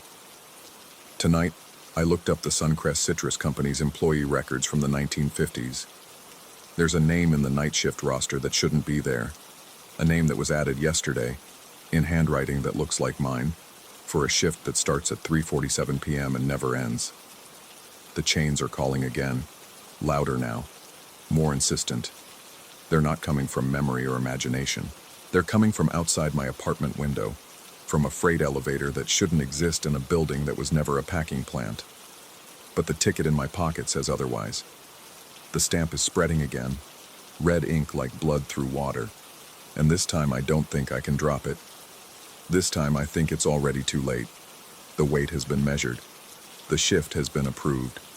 And somewhere in Central Florida, in a packing plant that's been closed for 30 years, the machinery runs silent and perfect, processing fruit that glows with its own light, waiting for workers who can peel away their faces and find nothing underneath but the obligation to clock in, to weigh the harvest, to feed the machines that never stop counting. I can smell burnt oranges again. Stronger now. The elevator is here. Story 13. And the cottonwood stood like a twisted sentinel in the motel courtyard, its leaves whispering secrets I wasn't meant to hear. I'd driven 14 hours straight through the desert, my eyes burning from the endless ribbon of asphalt that cut through New Mexico's burnt ochre landscape. The Roadrunner Inn materialized from the heat shimmer like a mirage made concrete and neon, its sign flickering between full vacancy and no vacancy, unable to decide which lie to tell. My scalp still tingled from the fresh shave I'd gotten that morning in Amarillo. A desperate attempt to feel clean after 3 days on the road, running from something I couldn't name. The stubble was already beginning to push through, making my head feel like sandpaper when I rubbed it. That's how I first noticed the threads. I'd stepped outside for a cigarette, needing the nicotine to quiet the anxiety that had been building since I'd crossed the state line. The courtyard was a rectangle of cracked concrete surrounding a patch of dead grass and that solitary cottonwood. The tree looked wrong somehow, its branches reaching at angles that seemed to defy the logic of growth, as if each limb had been broken and reset by someone who'd never seen a tree before. The first thread touched my face like a lover's finger, so light I almost didn't notice. I brushed it away absently, thinking it was a spider's web. But then another fell, and another. Fine as baby hair, they drifted down in the windless evening, catching the sickly yellow light from the motel's exterior bulbs. Each time I swept them from my skin, I heard it. A giggle, sharp and brief, like a child trying not to be caught laughing in church. The sound didn't come from the highway, though Route 40 ran close enough that I could hear the semi-trucks groaning past. It seemed to emanate from the air itself, or perhaps from the threads as they fell. I looked up at the cottonwood's canopy, expecting to see a nest or some explanation, but the branches were bare of anything but leaves. More threads descended, covering my shoulders, my arms, tangling in what little stubble remained on my scalp. The sensation was maddening, like being touched by something that wasn't quite there. I stumbled back toward my room, number 27, brushing frantically at the invisible strands. Behind me, that tittering laugh followed, multiplying until it sounded like a classroom of hidden children sharing a terrible joke. The night passed in fits of scratching and false sleep. Every time I dozed, I felt the threads crawling across my skin, working their way into my ears, my nostrils. I'd jolt awake, gasping, finding nothing but the musty motel air and the drone of the ancient air conditioner. By dawn, my arms were covered in red welts from my fingernails. The motel manager was a sun-weathered man whose face looked like it had been carved from the same red rock that surrounded us. When I mentioned the threads and the cottonwood, he squinted at me with eyes that had seen too many travelers with too many stories. He assured me there were no spiderwebs in that tree. Never had been. They'd had it checked just last month when another guest complained. His tone suggested I wasn't the first to experience something, but also that he'd grown tired of hearing about it. He offered to move me to a different room, one facing the highway instead of the courtyard. I declined. Something about running felt like admitting defeat. That second night, I came prepared. I'd bought a powerful LED flashlight from a truck stop, the kind that could supposedly be seen from space. The courtyard was empty except for the moths circling the lights and the cottonwood standing guard. I clicked on the flashlight and aimed it upward. The beam cut through the darkness, revealing what the tree had hidden. The threads weren't coming from the branches at all. They descended from somewhere above the motel's flat roof, hundreds of them, maybe thousands. So fine they were nearly invisible except where the light caught them just right. They swayed in a breeze I couldn't feel, creating patterns that seemed almost deliberate, like cursive writing in a language I'd never learned. I followed one strand down with the light, watching it descend past the tree, past my eye level, until it terminated at something that made my stomach clench. A plastic key tag, the kind attached to motel room keys, dangled at the end like a fishing lure. The number on it was worn but readable. 15. Another thread nearby ended in a similar tag. 31. Then 8. Then 42. Dozens of them, all at different heights, all swaying with that imperceptible breeze. Some of the tags looked new, their red plastic still shiny. Others were sun-bleached and cracked, as if they'd been hanging there for years. The giggling started again, but this time I could tell it was coming from above, from wherever the threads originated. I swung the flashlight up, trying to penetrate the darkness beyond the roof, but the beam dissipated into nothing. The sound grew louder, not quite laughter anymore, but something hungrier, eager. A thread brushed my cheek, and I felt a sharp sting. When I touched the spot, my finger came away with a small drop of blood. The thread hadn't just touched me, it had cut me, precise as a razor. More began to fall, and I understood with a clarity that transcended logic. They were fishing. The tags were bait, and I was standing in the middle of their lines. I ran for my room, hearing the threads whistle through the air behind me, feeling them catch at my clothes, my skin. Inside, I slammed the door and drew the curtains, but I could still hear them outside, tapping against the window like fingernails. The giggling had become a chorus, harmonizing in frequencies that made my teeth ache. In the bathroom mirror, I saw my face was covered in hair-thin cuts, each one perfectly straight, as if drawn with a ruler and a scalpel. They formed a pattern I couldn't quite parse, something that looked almost like words if I squinted, but the meaning slipped away each time I tried to focus. I packed in the dark, throwing everything into my bag without folding, without care. The key to room 27 sat on the nightstand, its plastic tag bearing my room number in faded white text. I stared at it for a long moment, remembering all those tags hanging from the threads outside. How many guests had left their keys behind? How many had been caught? The manager's office was closed, but there was a night drop slot for keys. I shoved mine through, hearing it clatter into the box below. As I walked to my car, I kept the flashlight beam focused on the ground, refusing to look up, refusing to see what might be descending toward me. The parking lot was nearly empty, just my sedan and a few scattered trucks, belonging to long-haul drivers who'd stopped for the night. I threw my bag in the back and climbed behind the wheel, my hands shaking as I fumbled with the keys. The engine turned over on the third try, and I peeled out of the lot, gravel spinning beneath my tires. It wasn't until I was 5 miles down the highway that I allowed myself to look in the rearview mirror. The motel had already vanished into the pre-dawn darkness, swallowed by the desert. But something was moving in the mirror, swaying with the motion of the car. A plastic key tag dangled from my rearview mirror on a thread so fine it was nearly invisible. The number on it was 27. My room number, the one I'd just dropped in the night slot. I reached up to tear it down, but stopped. The thread led upward, through my roof, extending into the dark sky above. If I pulled it, what would I drag down into the car with me? What was on the other end, reeling in its line? The tag spun slowly and I saw there was something written on the back, scratched into the plastic with something sharp. I adjusted the mirror to read it, though every instinct screamed at me to keep my eyes on the road. "You're still checked in."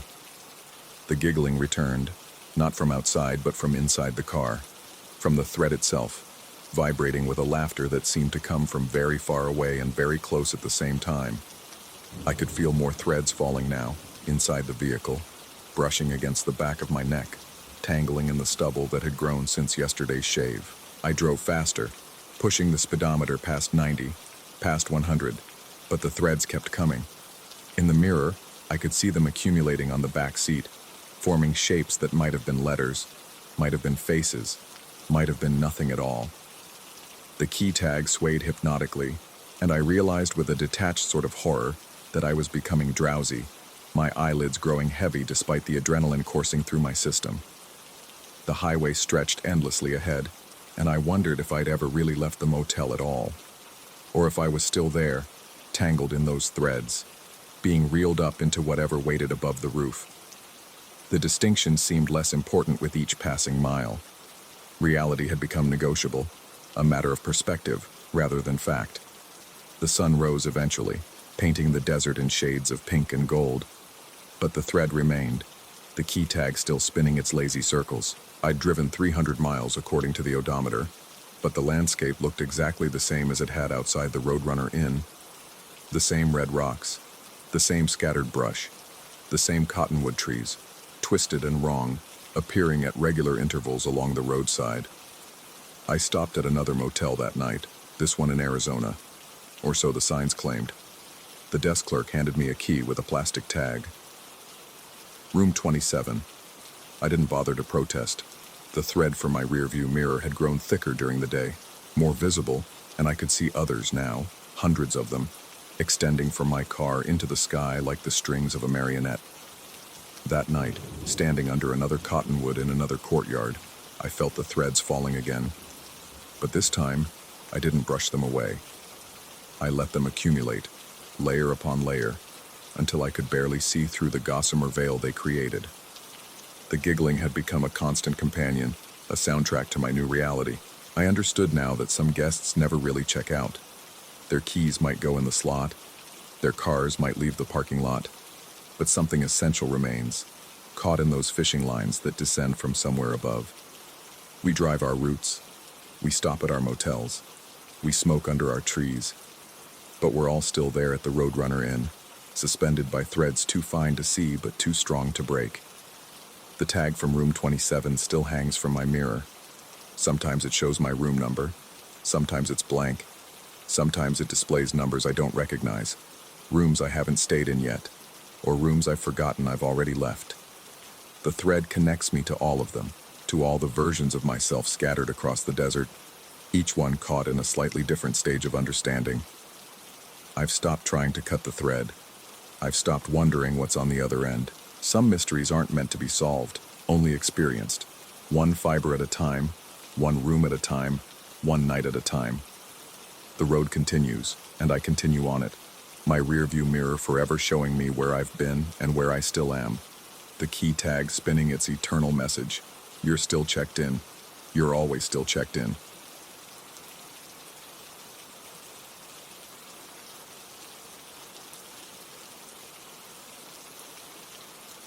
Story 14.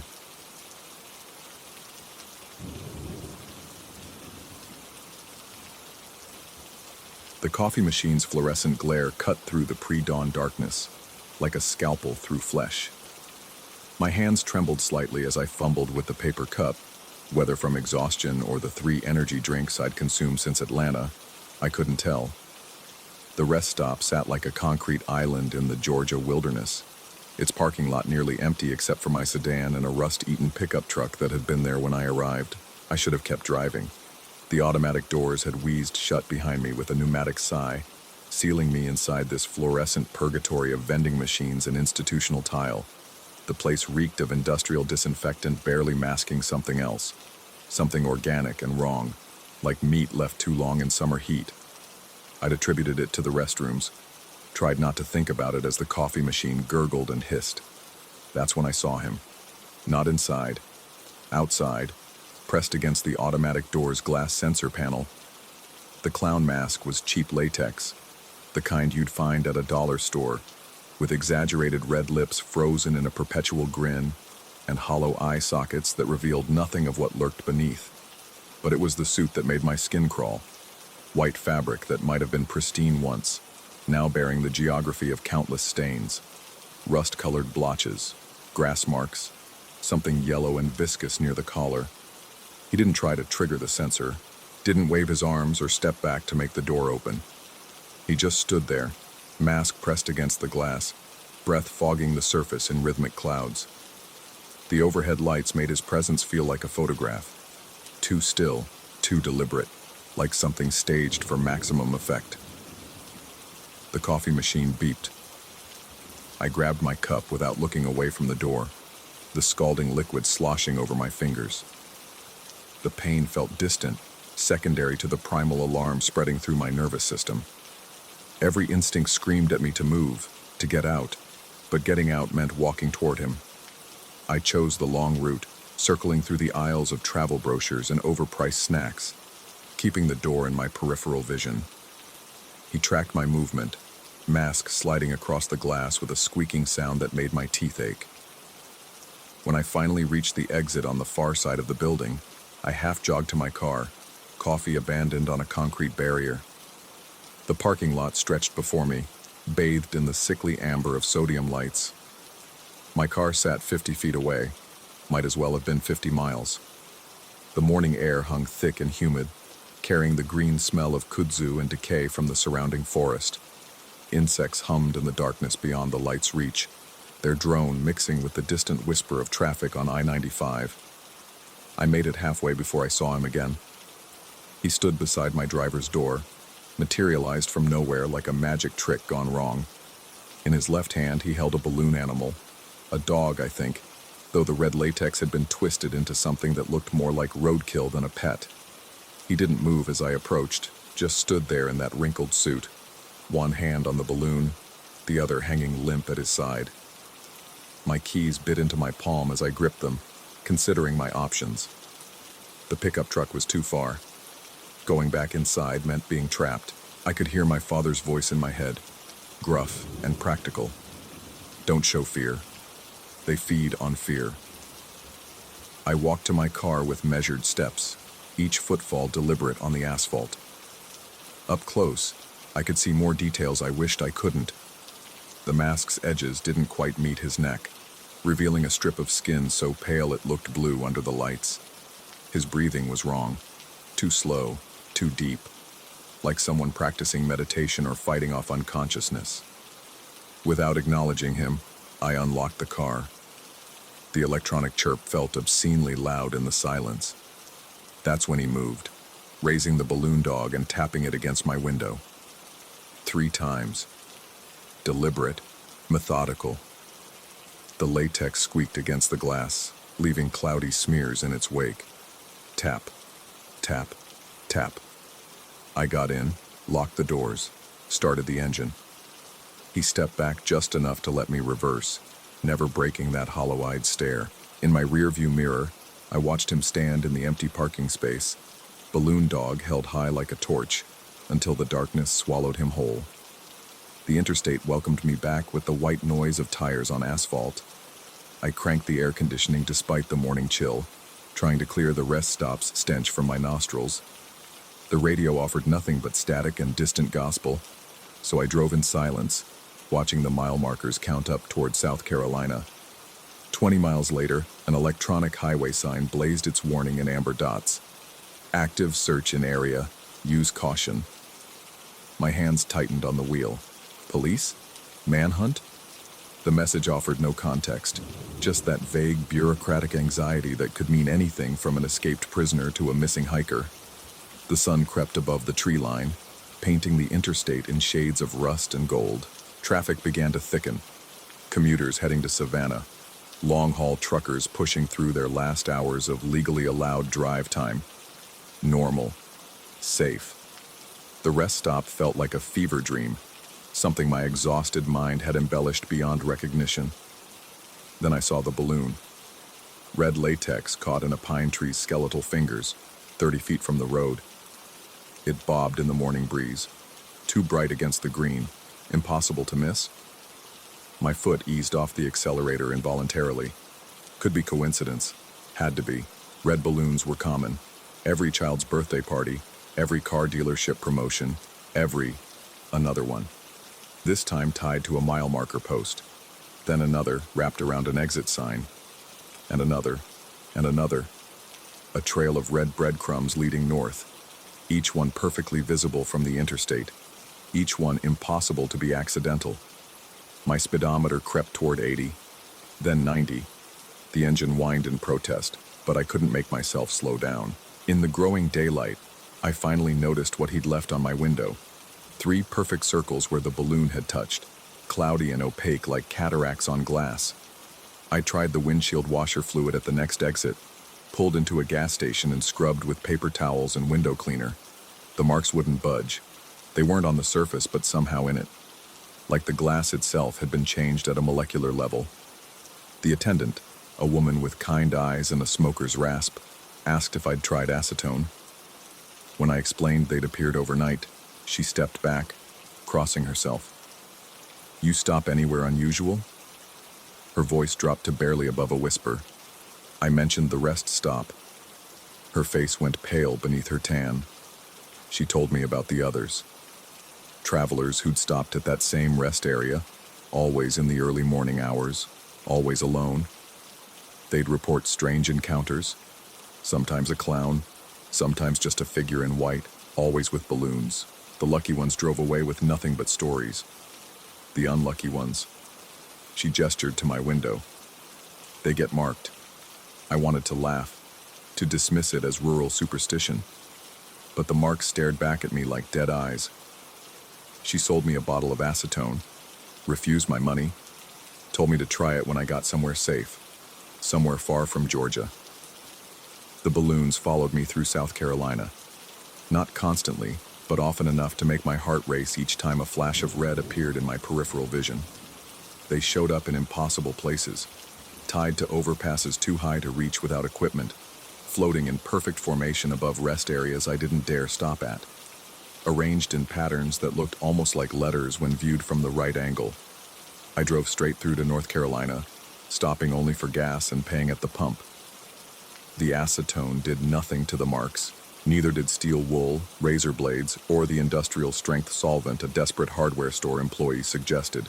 The circles remained, and as the sun moved across the sky, I realized they were changing, growing more opaque during daylight, nearly transparent at night, like they were breathing with the rhythm of the day. The electronic signs kept appearing too.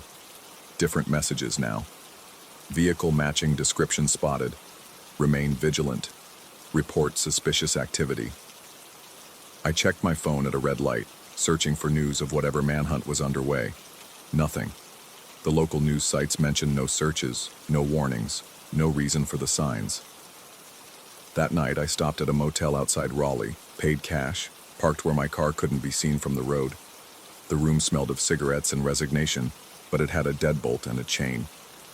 I wedged a chair under the doorknob for good measure, then sat on the bed, staring at my reflection in the dark television screen. The marks were visible even in the dim light. 3 perfect circles that seemed to pulse with their own rhythm. I touched one gently, expecting to feel a difference in texture. The glass was smooth, normal, but my finger came away with a slight tackiness, like touching something coated in sugar water. I didn't sleep. Couldn't. Every sound in the motel became footsteps, every shadow under the door, a presence waiting to enter. Around 3 a.m., I heard it, a soft squeaking sound, rhythmic and deliberate, latex on glass. I crept to the window, peered through a gap in the curtains. The parking lot was empty except for my car and a few others belonging to travelers as desperate as myself. But on my windshield, illuminated by the motel's neon sign, sat a new balloon animal. A giraffe this time, its long neck twisted into an impossible spiral, pinned beneath my wiper blade like a parking ticket. I didn't go outside, didn't check out. When the sun rose, I simply left, abandoning the room key and driving north with the balloon animal still on my windshield, too afraid to touch it, too afraid to stop. It finally blew away somewhere in Virginia, leaving another mark where it had rested, a long, serpentine smear that hurt to look at directly. The calls started that afternoon. My phone would ring, showing numbers I didn't recognize, area codes from Georgia, then South Carolina, then wherever I happened to be. I never answered. The voicemails were just breathing, slow and deliberate, occasionally punctuated by the squeak of latex being twisted into shapes. I've been driving for 3 days now. The marks have spread. Not physically, but in how I perceive them. Sometimes I see faces in their cloudy surfaces. Sometimes they seem to form words I can't quite read. The balloons keep appearing, getting more elaborate, more impossible. This morning, I saw an entire parade of them floating against the wind, moving in perfect formation along the highway's shoulder. The electronic signs have stopped mentioning searches. Now they just show coordinates, latitude and longitude that, when I finally worked up the courage to check, lead back to that rest stop in Georgia. Always back to that rest stop. I've started to understand something, though I wish I hadn't. The man in the clown mask wasn't hunting me, wasn't following me. He was marking me, yes, but not for himself. The marks are an invitation, a beacon, a way of saying this one saw something they shouldn't have. Because I've seen others now. Cars with the same cloudy marks on their windows, drivers with the same hollow-eyed exhaustion, all of us moving along the interstate system like blood cells in America's circulatory system, carrying something we don't understand to destinations we'll never reach. Last night at a truck stop in Pennsylvania, I met another marked one, an older man, professional, the kind who'd normally never acknowledge a stranger. But he saw my windows, I saw his, and we shared a moment of terrible understanding. He'd been marked for 2 years. 2 years of driving, of balloons, of signs that made no sense. He showed me his logbook, pages and pages of dates, locations, patterns he'd tried to discern. He asked me if I'd figured it out yet, what we're supposed to do, where we're supposed to go. I told him about the coordinates, how they all led back to Georgia. He laughed, bitter and broken, said he'd been back 3 times. The rest stop was just a rest stop during the day. Normal, mundane. Even at night, usually empty. Except for 13 nights a year, seemingly random, when the marked ones feel a pull they can't resist. When they drive through the night to arrive at that rest stop just before dawn. When they park and wait, watching the automatic doors, waiting for something they can't name. He'd resisted twice. The third time, he couldn't help himself. He went inside. The rest stop was full of people, he said. All marked, all waiting. And in the center, twisting balloons with impossible speed and precision, was not the clown but something wearing the idea of a clown, using it like a costume that didn't quite fit reality. It handed out balloon animals to everyone, specific shapes for specific people, and when they took them, he stopped talking then, stared at his coffee with eyes that had seen too much. When I pressed him, he just shook his head, paid his bill, left. I watched him drive away, noticed his back window had new marks, dozens of overlapping circles forming a pattern that made my eyes water. I'm writing this from a motel in Ohio. It's 2 a.m., and I can hear squeaking outside my door. Not latex this time, wheels. A cleaning cart maybe, or something pretending to be a cleaning cart. The marks on my window have started to move when I'm not looking directly at them, repositioning themselves into configurations that suggest meaning without providing it. Tomorrow, I'll keep driving. North, maybe, or west. Direction doesn't matter anymore. The interstate system is a closed loop, every exit leading eventually back to every other exit. The marked ones understand this. We're not running from something. We're circulating through something, part of a pattern too large to see from our position within it. But I know what I won't do. I won't go back to Georgia. I won't answer the pull when it comes, and it will come. The man who marked me, who wasn't really a man, he's patient. The kind of patient that comes from existing outside our understanding of time. The balloons will keep appearing, the signs will keep pointing the way, and eventually, every marked one returns. The squeaking has stopped. There's a shadow under my door that wasn't there before, wrong-shaped and too still. It's holding something, I think. Something round, something red. I should probably run. Pack my things, get to my car, drive until the sun comes up. But I'm tired. So tired. And the marks on my window are glowing now, faintly, spelling out something that might be words or might be madness. They say, "You're almost ready." Ready for what, I don't know. Don't want to know. But I can feel it building. The pull southward, the gravity of that rest stop in Georgia. The promise of answers to questions I never wanted to ask. The shadow under my door is moving now, sliding, like something being pushed through the gap. It's a balloon animal, a dog, like the first one. But this one is breathing. Story 15. The sodium lights cast everything in that sick amber glow that makes you forget what real colors look like. I'd been cycling this route under the Port Newark overpass for 3 years, always after the 11 p.m. shift, and I'd memorized every pothole, every shadow cast by the container stacks. That's how I knew something was wrong when the white van first appeared. It crawled alongside me like a predator testing its prey, matching my pedaling speed perfectly. No company logos, no plates I could make out in the dark. The side door hung open just enough to show darkness inside, sliding on its track with each bump in the road. The driver's voice came soft through the gap between windshield and door frame, asking if I needed a ride to the gate. I couldn't see his face, just the outline of shoulders hunched over the wheel. The door slid wider.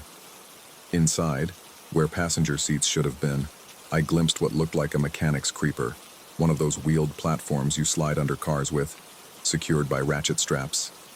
Nothing else. No tools, no equipment that would justify a maintenance van being out here at this hour. Just that creeper, waiting. I stood on the pedals and pumped harder, following the designated bike lane between the warehouses. The van's engine faded behind me. But at every cross street between the storage lots, I'd catch it again in my peripheral vision, headlights off, coasting through the intersections like it knew exactly where I'd emerge. The 24-hour self-storage facility had become my halfway sanctuary over the years. I kept tools there, spare parts for the bike, things I didn't want to haul home to my apartment. The fluorescent overheads buzzed as I punched in my PIN, and the gate rolled open with its familiar grinding complaint. I wheeled inside quickly, hearing the van's engine growl somewhere beyond the fence. The storage corridor stretched out in perfect rows, brass-colored roll-up doors reflecting the overhead lights like a hall of mirrors. Unit after unit, all identical, all silent. My box was deep in the maze, 3F47, and I'd chosen it specifically because you had to make 4 turns to reach it from the entrance. The van's engine cut off. In the sudden quiet, I could hear my own breathing, the tick of my bike chain cooling. the distant hum of the industrial air system. Then something else. Wheels rolling on concrete. Not footsteps. Wheels. Slow and deliberate, like someone pushing a cart through a library. I stood frozen at my unit, key half turned in the padlock. The rolling sound came closer, pausing at each intersection of corridors as if checking directions. Through the gaps where the roll-up doors didn't quite meet the floor, I could track its progress by the shadows it cast, something low to the ground, wider than a person walking.